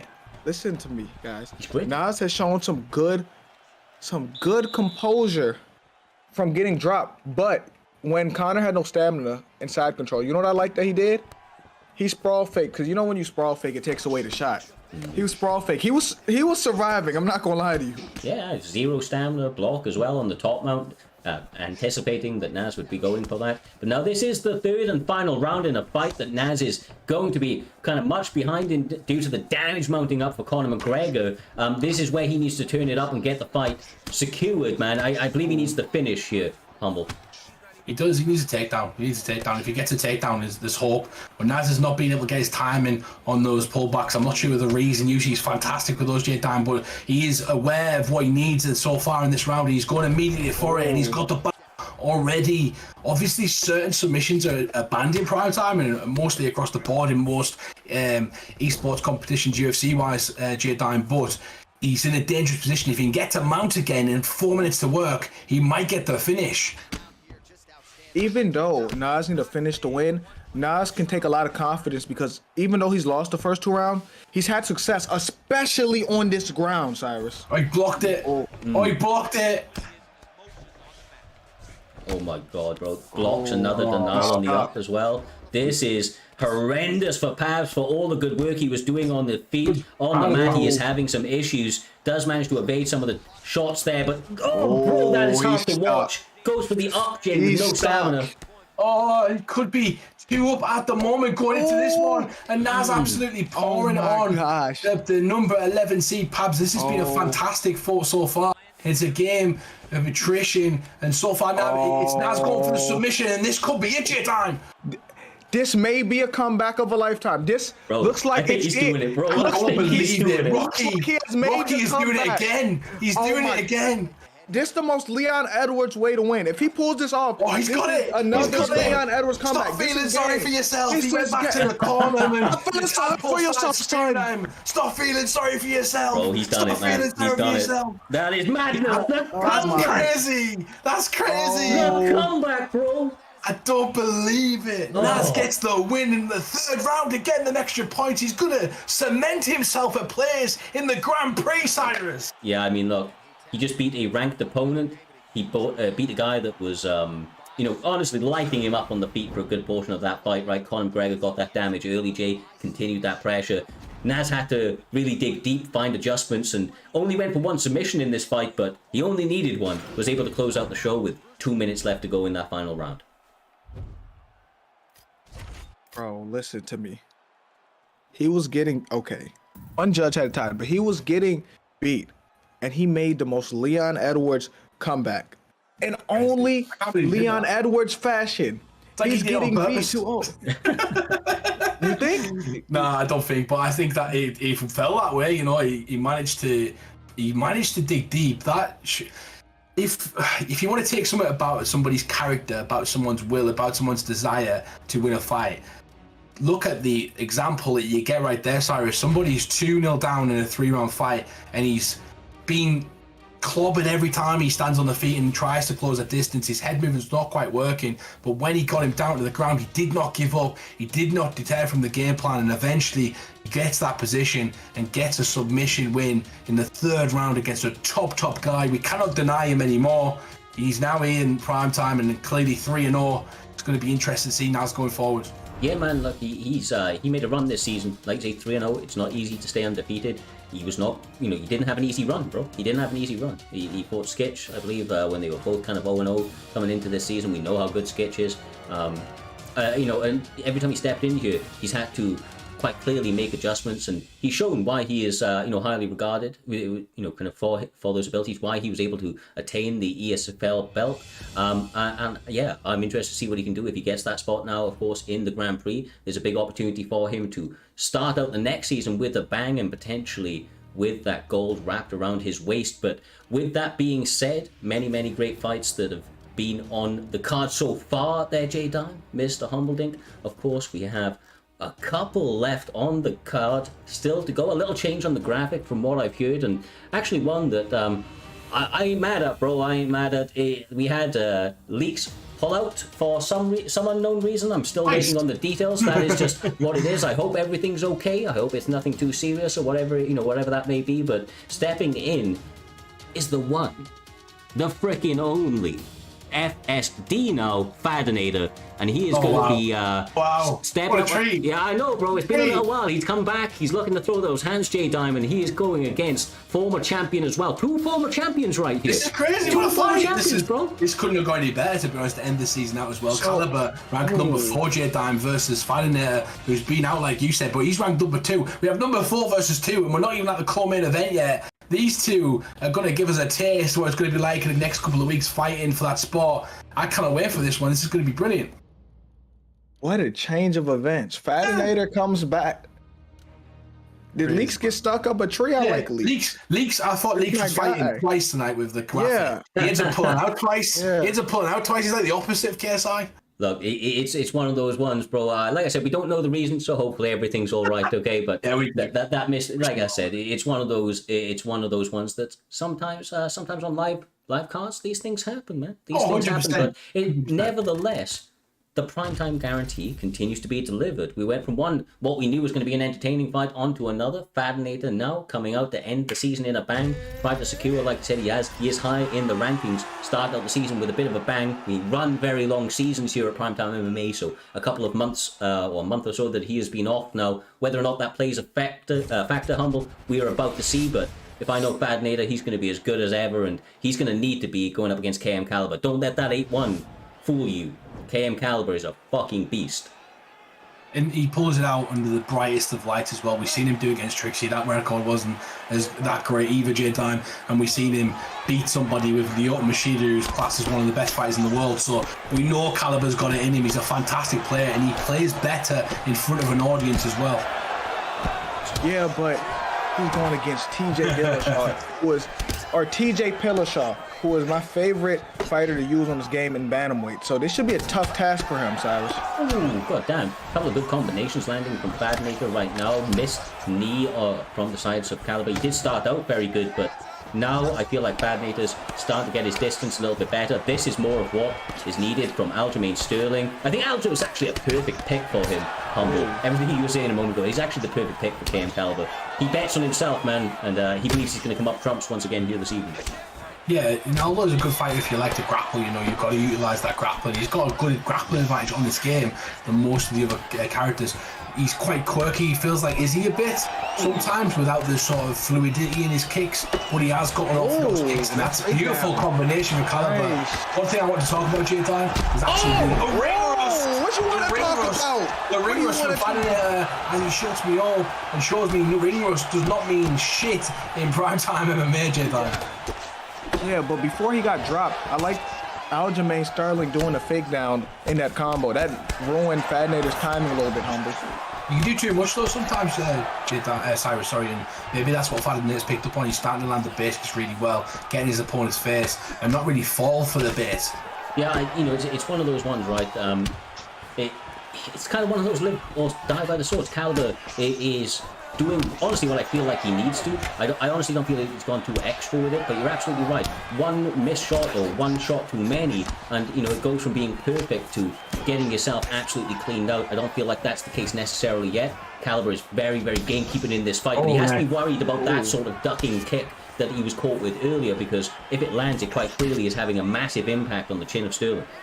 Yeah, and he overextends quite a bit, is Sterling. He tries to go for that side kick to the body and kind of steps over to his left leg, and Caliber is getting caught when he's doing that by Fadinator. There's a few moves he used where he's using the same entry, and Fadinator's trying to pick up on the timing of that, but he's making it a fight, right, Caliber? He's trying his best to get in his face. He's trying to lead the dance and not let Fadinator take over, because when Fadinator takes over, it's difficult to pull that one back, J-Time. But at the moment, Fadinator being a force, he's not giving him an option. Fadinator's looking really good right now, and if I'm Aljo, I cannot get hit with another ducking roundhouse, because TJ has a 5-star ducking roundhouse, Cyrus. Yeah, and every time, like I said, every time he's landed, it is having absolutely momentous amounts of damage being landed. But Jesus, bro, I think Fadinator may have him too cracked right now. This is tough positioning for KM Caliber. Gets the throw. Can you imagine a knee or something? Nice work from Fad. Caliber needs something out of the bag, J-Time, because the end of that round is not looking pretty. And if he wants to compete going forward in this fight, he needs to make that. Forget about that one. Change your game plan, mix it up. You've got to do something different, because the striking with TJ Dillashaw and Fadinator is clearly not working at the moment. You know what I would have did if I was Aljo? When he got dropped the first time, I would have tried to bait him in to get on the ground, because Aljo is disgusting on the ground, Humble. Got everything. Good submissions, good wrestling, and really good reversals as well. And I think that's really key. A lot of people are good at one thing, not the other. But one thing, Fadinator with Beautiful. caliber. That's beautiful. He said, I can't do it on the feet. He had the best takedown in the game, which once again was that left hand, Mr. Humbledink. Now finds himself in top control with a lot of time to work. But bear in mind, Fadnator's no slouch on the mat either, so he has to approach this sensibly, because there is a lot of time that he could work with. 100%. He screams at the camera, I've got hands, as he lands that combination low to the midsection, dropping the core of Fadnator. And Fadnator, they didn't really compete with that defensively as well, J-Dan, which is something to worry about, because now we are in the second round. You've got to forget about that first round, and you've got Caliber on top of you exactly where he wants you, denying transitions, and you've had some ring rust. It looks like it's going to be difficult right now.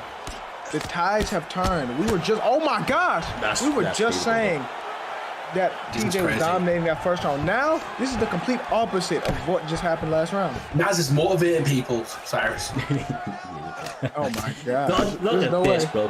KM Caliber believed in himself. The betting lines heavily favoring Fadnator. But Caliber, once again, bro, like he did when he secured that gold, when he became champion, he has been doubted. He has been put to the back of the queue in people's minds, but he has shown up here again this evening and absolutely turned the tide. In the most needed moment, Jay, got a win over somebody like Fadnator. I know he's beaten him in the past, but he's a tough opponent, as you say, 8-1, bro. And like I said, that didn't mean shit. It's all about what you do under those bright lights. I'm not gonna lie, I'm very impressed. For him to go from what happened in the first round to turn it around the next round was crazy.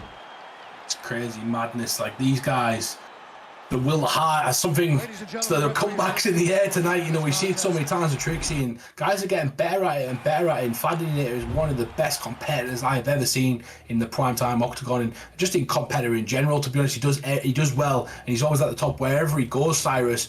And for Caliber to finish the fight like that with essentially one sort of go at all the transitions to get to that mountain. He didn't, there was no messing about with guard and coming back out. It was literally get to where I want to be and then finish the fight. No, it's all about killer instinct, bro. At a certain point, you know everything about the game. It's about how you put that shit together. And KM Caliber feels like he has figured out the code.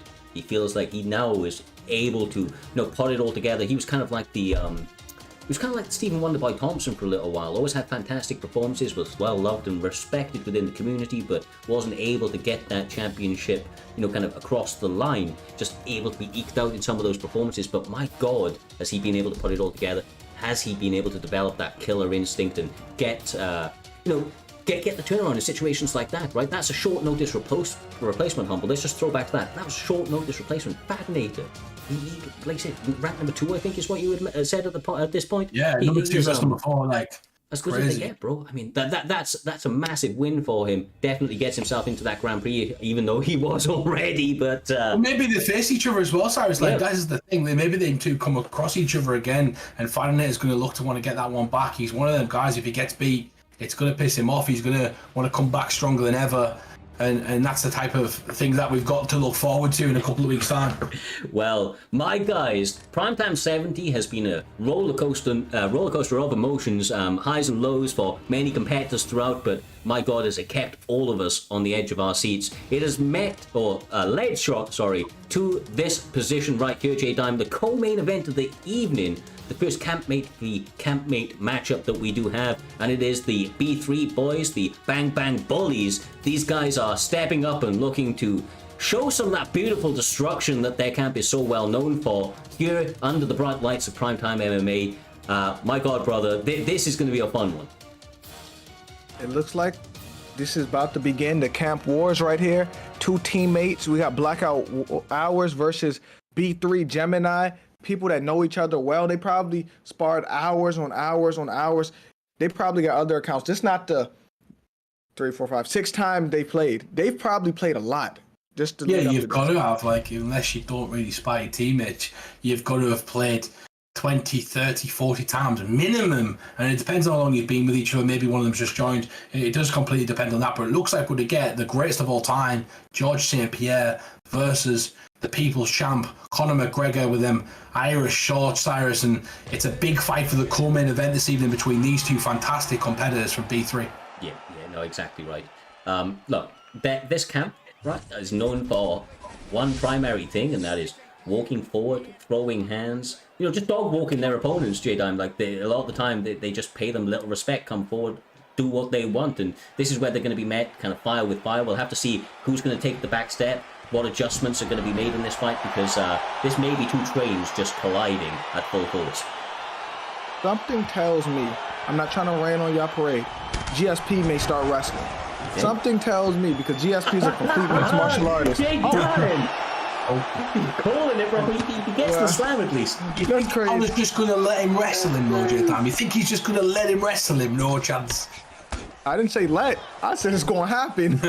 Well, he comes out with a huge single leg right there, picks him up in the edge, dumps him on his back, but Conor able to control the biceps and get back up to the feet side. It was great work from Conor, and now I like what he's doing. Blackout is 5-1 in that PlayStation division. He's a fantastic competitor. Fought for the belt. That's his only loss, Cyrus. So he's going to want to be in that tournament. He's ranked in the top 10, and it's going to be brilliant if he can kind of get his work going. On the other hand, Conor McGregor's power is legendary. Yeah, and as you said, I mean, Blackout Hours 5-1. His teammate B3 Gemini is 5-2. These guys very, very even across the board, and as you can see right now, they're trading damage in the center of the cage, as we would have expected, Jay, at this stage in the fight from the B3 boys. Yeah, they're doing what we thought. They're both part of B3, and they come forward, and it's all-out war if you're a part of that camp, Humble.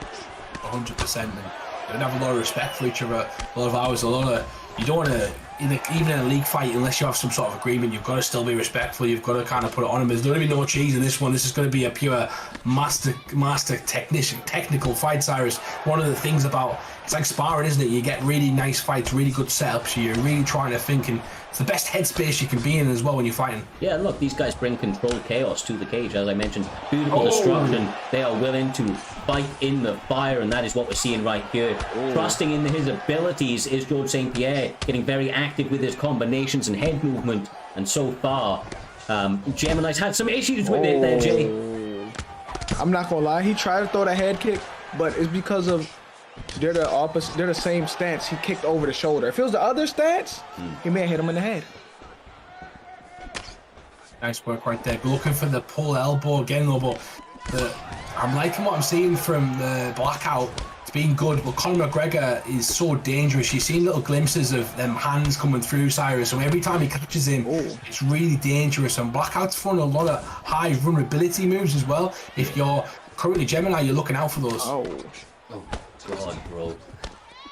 Oh, he continues to go to that lead hook into the straight. I feel like George St. Pierre has made that read. He's doing so good at being elusive there, Jay. Just very much, you know, nothing really is... Oh, never mind, bro! It's over. It's over. It's over. Once you get your head kicked ducked like that, you think the match is... It's over.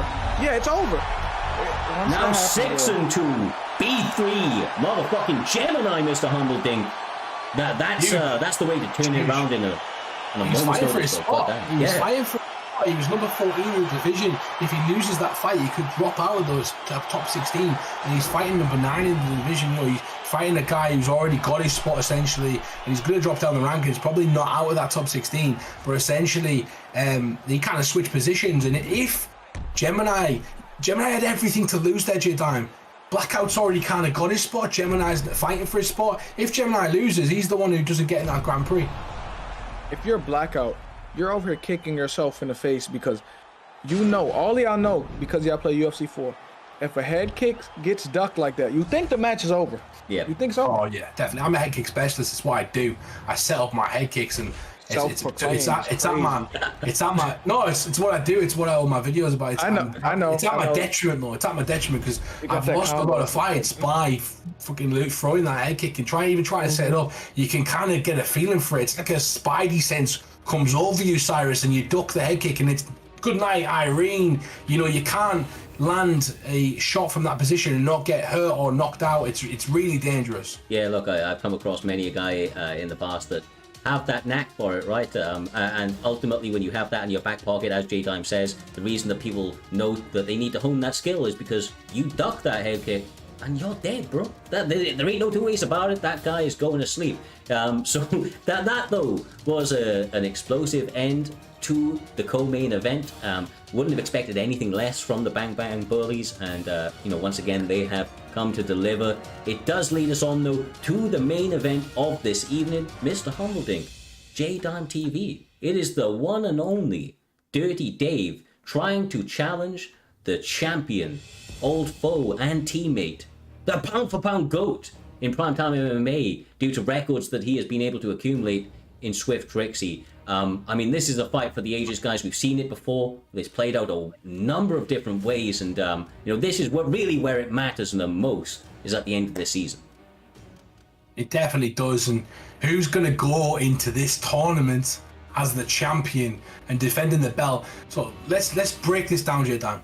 You go into the tournament as the champion, and you have to fight somebody in the first fight of the evening. The first fight of the evening in Primetime Grand Prix will be for the championship. That is one thing we've always done, and it's going to come back, and whoever this is going to have to defend his belt immediately in the first fight of the Grand Prix, right? And then he's going to fight again and again and again to win it. He's going to fight 4 fights to do it, and he's going to have 4 championship fights at the start of the season in the first event. Man, that's a lot of pressure, Humble. That's a lot of pressure. You still know people. Only certain people can get through that, and Trixie's already proved, Cyrus, he can do it.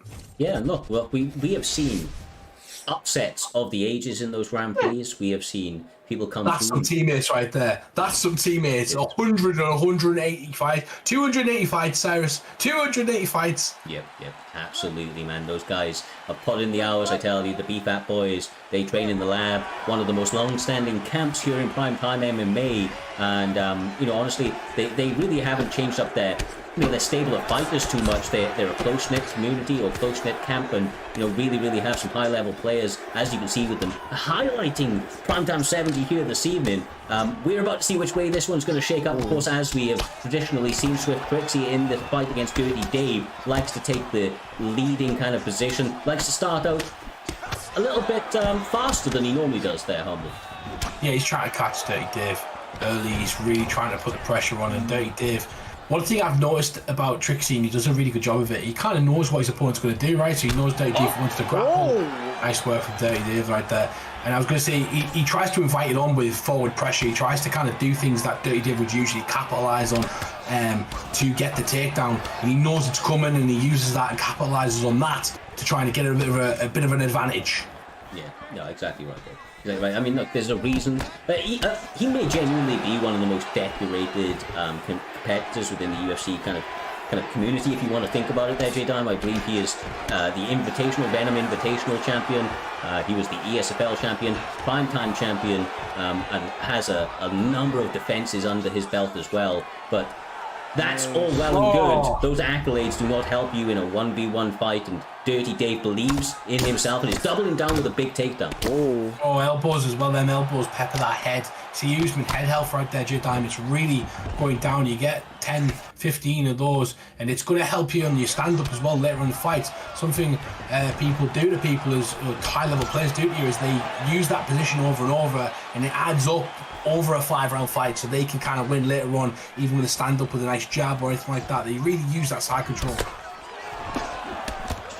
I'm not gonna lie to you, this fight is making me nervous because it's 2 teammates, 2 of the best players in the world, and I got a bet. I got a prediction. A BFAT member win this. Yeah. How you know I was gonna say that? How you know? I don't know. I think the ref might win it, but no. In all seriousness, draw. Once we get first draw ever, be crazy. But yeah, Cyrus, these 2 won it, right? You got to leave the friendship out the door. If you want that belt, if you want to put your name out there, it's a selfish sport. You have teammates throughout, but we've seen it with Gilbert Burns and with Usman as well in real life. We've seen it with Rashad Evans, John Jones. We've seen it over and over again. You've got to be selfish. It doesn't matter how much you like somebody in your life. It's all about you. It's all about your life. You want to increase your family's kind of paycheck and do that. And obviously, as this esports scene grows, it's dog eat dog event essentially. Yeah, look, ultimately, bro, you can see how much they want it in the way that they're approaching this fight. There doesn't seem to be any unofficial agreement heading into this one. All things are game. They are fighting for every single millimeter of this octagon, J-Dime, and every second of this round. This has been a phenomenal start. I think that George St. Pierre, Dirty Dave, give a fantastic account of himself, but I do feel like Usman is now really going to start turning it up. His cardio is looking a little better, bro, and you know how good Trixie does in those second rounds. Man, I'm not gonna lie to you. That was a close round. I was slightly leaned to GSP, but I don't know. Could have went to Usman too. Oh! You see Trixie come forward quite a lot earlier on, J-Dime, as well. In the start of the first round, he really pressed the action to start with him. It really helped him out as well. But this time, it is Dirty Dave and Trixie capitalising on the forward pressure and the over kind of throwing. He threw too many shots right there, and Trixie took advantage of it. Yeah, a lot of people, obviously are rightfully so fearful of Dirty Dave's grappling, but I'm telling you straight, the Trixie keeps it in his back pocket, man. Everybody forgets each and every time he steps into the cage due to the, kind of absolute array of highlights that he has at his disposals with knockouts on his feet. This man can grapple, and of course he wants to show once again that his grappling can hang with the best of them. Dirty Dave may be great on top, when he's kind of in top position here, Jay, but when you put him on his back, it can be a little bit of a different scenario, right? You're just stuck, bro. You're stuck. Unless you do that. Unless you get a sweep. Dirty Dave heard everything you say. He said, I'm not just good on top. I am a good grappler in general. If he can get side control as well, he can do some real damage to Usman. The head health isn't looking great for Trixie, and if Dirty Dave can get in a position where he can kind of chip away at that, he's going to do it. He's going to have a better. Oh, he's in a dangerous position now. He's in a dangerous position, Cyrus. Yeah, this is not fantastic by any stretch for the reigning champion, the challenger, former champion that is Dirty Dave, having a stellar performance so far over the opening 8 minutes of this title fight. To close out Primetime 70 and the season, he could be walking away as the champion of this entire season, which would be a fantastic feat for him to be able to regain that gold. But that is going to come through blood, sweat and tears, and he is going to have to get past the ever-dominant champion. He gets the reversal back again, and these guys are really evenly matched on the ground, man. It's genuinely going to come down to the big damaging moments, Jay. Well, the rest stand this up. The ref said, stand us up. The crowd got noisy, J-Dime, and you know what the refs are like when them crowds go. Man, the crowd was booing, because, a lot of times the crowd don't see high action. They don't like the grappling much, so they were booing, and Herb Dean say, stand us back up. So these guys are just getting warmed up. The best is yet to come, and obviously now they're on their feet. The stamina advantage for Trixie is going to be really interesting in this one, because as Dirty Dave throws more shots like that, he's going to waste a bit more of that stamina, and Trixie's going to try to pick his shots going forward, but he's got to watch that head health, Cyrus. He really does. He's well aware of that, I am sure. He is very, very much working to the body, and I had a feeling that was going to be the case. He was pouring on the pressure early to try and get Dirty Dave to engage in a, unnaturally fast pace for him and try to take over the course of the fight, and that is what he's trying to implement right here, although Dirty Dave has handled it very, very well so far, Jay, up until that point. Right now, this is like a great sparring session right now. This is like two friends. They're even bowing at the end. It reminds me of if two Wonder Boys were fighting right now. One of them's got to put the foot on the gas, try to get the other one out there. Cyrus, it's a great fight. It is a fantastic fight. It's a fantastic fight. You're fighting for the belt. You're not lovey-dovey right now. It's not your best friend in there. It's the primetime champion versus the challenger. Who is going to win this one? Who wants it more? That's what we need to see in the next 3 rounds, Cyrus. Who wants to be the champion going in that Grand Prix? And you've got to put your friendship aside. Yeah, and I think that they've done that so well, bro. Look, coming at the statistics, Trixie actually closed out with a couple more significant strikes. There was about a minute odd of top control advantage to GSP, but actually Dirty Dave himself. Oh, never mind that. Never mind the head kick, bro. There's the friendship. Oh my! Ooh, Taking his good head off. movement. Great work, great chipping away though, Jay. That big health event's going to help Dirty Dave kind of get ahead in this round. And Trixie's going to have to get going because Dirty Dave gets taken down. Trixie about to try and offset his own ground and pound, his own ground game, J-Dime. This is the way I look at UFC 4. Oh wait, he looks a little stuck. I look at it like this. If you stun somebody, if they don't get a stun, I don't care what they do. They win that round on this game. He is continuing to try and pepper that body. Wants to get a stamina advantage that GSP is unable to come back for heading into the championship rounds. But look, this sort of work on the ground, I know that a lot of people don't like it. There's no knockout flow, Humble, but these little shots, they add up, bro. You tell them, they add up quite a lot, especially when you start tagging up that body. What I can't understand, if I throw the same shots that they throw, my stamina goes down. Why is their stamina so high? They're constantly keeping their stamina just below that sort of, it's always ahead of the name, it's always ahead of the red and the blue sort of colour that you've got there. It's crazy. Apart from Dirty Dave right there, getting denied as he tries to get to a better position, he's got to be careful because you can see where his name is. That stamina is starting to be a problem, and we're only in the third round so far, J-Dime. Yeah, his stamina, he got to watch that. He's been fighting well, but he can't let his stamina get to the halfway mark next round. Well, right now the challenger is trying to get a lot more top control, trying to get some strikes back in his favor for this third round. Very tough to score them so far, but as you can see, a couple of damaging shots are starting to have an effect on the head health, as you were alluding to a little bit earlier on. It is getting a little bit suspect for Usman, but it's a lot easier to protect that head when you're in top control. It definitely isn't. When you're like getting peppered though from the ground with Dirty Dave right now, the one thing I really did like about in the last round, and we didn't even talk about it that much, I was early on this round, was the Usman's side control as well. He did well at peppering the head just like Dirty Dave did, and he's doing a good job of making it a problem now. The 5-star jab and the straight's going to come into effect, and Trixie really needs that getting going. He needs the next 2 rounds to be a major problem in this fight. Yeah. Well, these guys have a lot on the line here. They have accumulated very good records. I don't know if we spoke about that a little bit earlier on, but of course we're going to be having Dirty Dave, just to kind of point it out to you there, Jay, 15-4 right now going into this fight, up against Trixie, the reigning champion, who is 19-6. So even their resumes are very, very close. Both multiple-time champions, both fighting with their hearts on their sleeve here this evening, and it's heating up, bro. We're in the championship rounds of the final card of this season.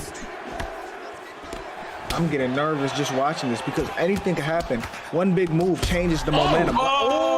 Dirty Dave pouring it on the head movement from Trixie. That's one of the things, the durability of Trixie is incredibly hard to finish. Even when you've got him hurt, Cyrus, it's going to take a lot of those sort of moments to kind of catch him. Yeah, no, definitely, bro, definitely. He's not afraid to throw a couple of that head movement, right, bobble it all around and get out of the way. He will take you down and the like if needed. But I have to say, Dirty Dave is pitching a very, very good effort here this evening. He will take down after he gets the rock to secure some top control and try to slow it down. But it's just easier said than done. Swift Trixie, the champion, man, he's so durable. He's so composed, J-Dime, that moments after being knocked, he manages to stand back up and take his opponent down himself. I mean, that shows amazing composure. Yeah, but the problem is, I think that Dirty Dave have been racking up these rounds off the health events alone, Humble. Yeah, and that's the problem where you've got to be careful because the stamina is going to be a problem at one point. But I do like this from Dirty Dave. Not only does it kind of burn down some of the clock, it adds an offensive position from the bottom, and it's going to give the judges something to think about if the round is close. It's very good to go for these submission, Cyrus, especially in close rounds. Yeah, exactly right, bro. Exactly right for all of the reasons that you highlighted. Swift Trixie looks to get back to his feet because I feel like he's starting to feel like he needs to turn up here and he may need to finish. Because that stamina advantage that we were talking about earlier, it's not really there. And now the head health's gone. It's going to be it. I'm not going. If he can survive, Trixie! Trixie comes back! Trixie catches him! He jumps on top, and this could be it, J-Dime! Hold on, is it over? What? J-Dime's got him! Oh my god, he's still alive! He finished it! I thought he finished it. How is he coming back like this? Right, he hasn't finished yet, bro. Dirty Dave does just about enough to keep it into it, but Trixie wants him back on the feet. Will that go against him? We will find out now, but the action, brothers, is crazy. Momentum is a hell of a drug. Oh my goodness. crazy. This is a crazy fight between two teammates who want it the most, who wants to become the primetime champion leading out this season. Trixie being fantastic throughout it all, Cyrus, and you can see it right there. We said he's incredibly hard to finish. It's one of his biggest assets. He's probably one of the hardest guys I've seen be finished in my life in esports for UFC 4. Yeah, but never say never. Both guys durable. Both guys got killer He instinct. catches him. Dave going crazy right now. He's keeping him honest, right?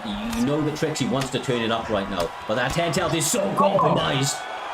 The fourth round was insane. That fourth round was like Mickey Ward versus Antonio Gatti. That was absolutely crazy. I absolutely love this esports community. When we watch fights like this, Cyrus, it puts the energy into us. It is late at night, and these guys are giving absolutely everything for this company right now. Exactly right. Fifth and final round of Primetime 70, closing out the season. Xbox Gold on the line. Trixie! He ate that.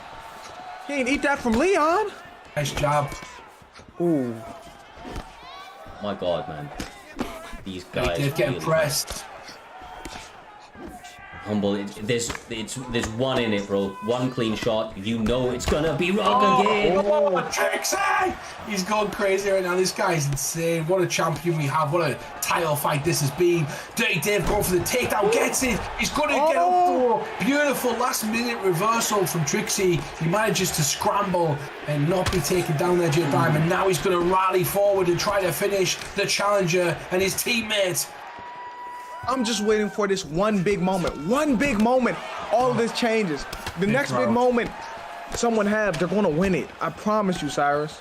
Yeah, bro. Jesus, man. Look, this is such a close fight. I don't know which way the judge is going to score. I would actually probably lean towards Dirty Dave. I think he has actually got most strikes off or more stuns off. But I could be wrong. I don't know. We're going to see the judges, though. Whoa. Can he do it? Oh, Is he one somebody? shot away Was from he finishing alive? the champion. He's about to die. Dirty Dave. Trixie's alive. He's going. How the fuck is he alive? Excuse my language. This man is How is he alive? crazy. That is RoboCop right there. You cannot put this man down. He is made of metal, J-Time. They made that man in a lab, the durability, because he's getting his head punched off, and he's still here somehow. Oh, he's decided to take down. He's got a chance. He denies the takedown. 2 minutes left in this championship fight. What a contest it's been, Cyrus. Yes, sir. My God. This is absolutely sensational. What a way to win the season this is. Goes for the takedown. Dirty Dave gets the reversal. The fifth round is heating up, Cyrus. They could go either way. Oh my, he goes for the back take instead. Can Dirty Dave ride out some top control? You know the champ isn't going to let it go that way, bro. Instantly to his knees, trying to look for that time step up. This has been fucking crazy, Jay. There's only a minute left in the season. In the season, and this is the perfect way for the season to end. This is an absolute war, and I know Dave is trying to ride this out, but I don't know. Dave might need a finish. This could go either Trixie way. may need a finish too. We don't know. I'm not laying on top of anybody at the moment. I am trying to finish that person. Yeah. I don't know if I've won. If I'm Dirty We Dave don't right know. now, I'm trying to get a finish, Cyrus. I don't know. Who needs a finish? Yeah. Because them stunts in them early rounds from Dirty Dave, then then Trixie to come back. I don't know. Oh, it's that 10 guard. seconds. Oh, he gets out of the way though. Gives himself one big opportunity. Kind of gets out of the way. 2 seconds left, and both Kick him in guys. the head. Oh, that'd be my favorite thing. A little running jump with me. Head kick, bro. GSP is what they're showing. Oh, I have to. I wish. I tell you something. If Dirty Dave loses this fight, he's gonna kick himself into trying to go for the takedown in that 5th round. I mean, they're showing a lot of highlights in his Yeah, favor. they're showing a lot of highlights. This is what a crazy 5th round that was. What a crazy way to end the season with 2 teammates giving us it all. Sometimes I love watching 2 teammates fight, Cyrus. There's something about knowing somebody in and out that you just give the best sort of fight. You dial in. It's crazy. After 5 rounds, my people. Here we go. Here he comes. He's going to crown the new primetime champion going into the season, Cyrus. Who's it going to Unanimous be? decision. It is new. Dirty Dave, and again he regains the gold to close out the season. I mean, Oh my God, Jay, what a way! What a way for him, right? What a way for him to come back and get Such it. a crazy fight. That was such an amazing fight. I don't know what to say. Just great performance, Dirty Dave. Great performance. Trixie, like, that's crazy. Look, you know that, Humble, you know Trixie's going to be in that Grand Prix, of course. He's just lost the belt. Well, we may even see those guys matching up in the first fight. I don't know which way that's going to... in fact, no, sorry, it's seed-based, but... Yeah, most of it's seed-based, yeah. There's a bit of randomness, but there's mostly seed-based for the top guys in that division. But either way, look, Trixie reigned at the top for quite some time, had some stumbles in this season, and did stumble at the very final kind of block, if you will, but not through a lack of an account of himself. I mean, that guy put on a sensational performance here this evening up against a top-level opponent, and I think that the results speak for themselves. BFAP Dirty Dave now once again finding himself at the top of the mountain, and he's got a tall order ahead of him here, Jay. He now has to go into that Grand Prix as the champion with the target on his back, so to speak, with everybody gunning for what he has. Dirty Dave didn't just shock the world. He beat his teammate, who's considered the GOAT in primetime. Now Dirty Dave is the man. He beat the man to beat a man. So I'm really looking forward to Dirty Dave's next few fights.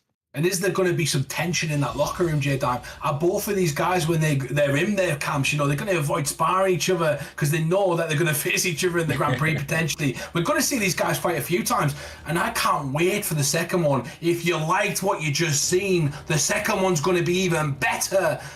Cyrus. Look, bro, this season has been absolutely fucking crazy. I just want to take a moment to say thank you to each and every one of you that has been with us through this ride. Of course, this is not where it stops. This is just where it begins. We have an off season, 1 week of break, which will be next weekend.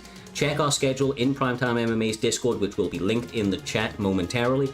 Get involved with all the action if you're not already, and be around for these amazing events that we have coming up in the next couple of weeks, and of course the absolutely sensational Grand Prix on the Xbox and PlayStation to kick off the seasons just in a 2 or 3 weeks time. With that all being said, my guys, it has been an absolute pleasure. We are calling an end to this one. Make sure to join the raid. We appreciate once again all the support, all of the fights that you guys have brought to the table over these last couple of years. From myself, J Dime, Mr. Humbledink, much love. Stay safe, and we'll see you in the next one.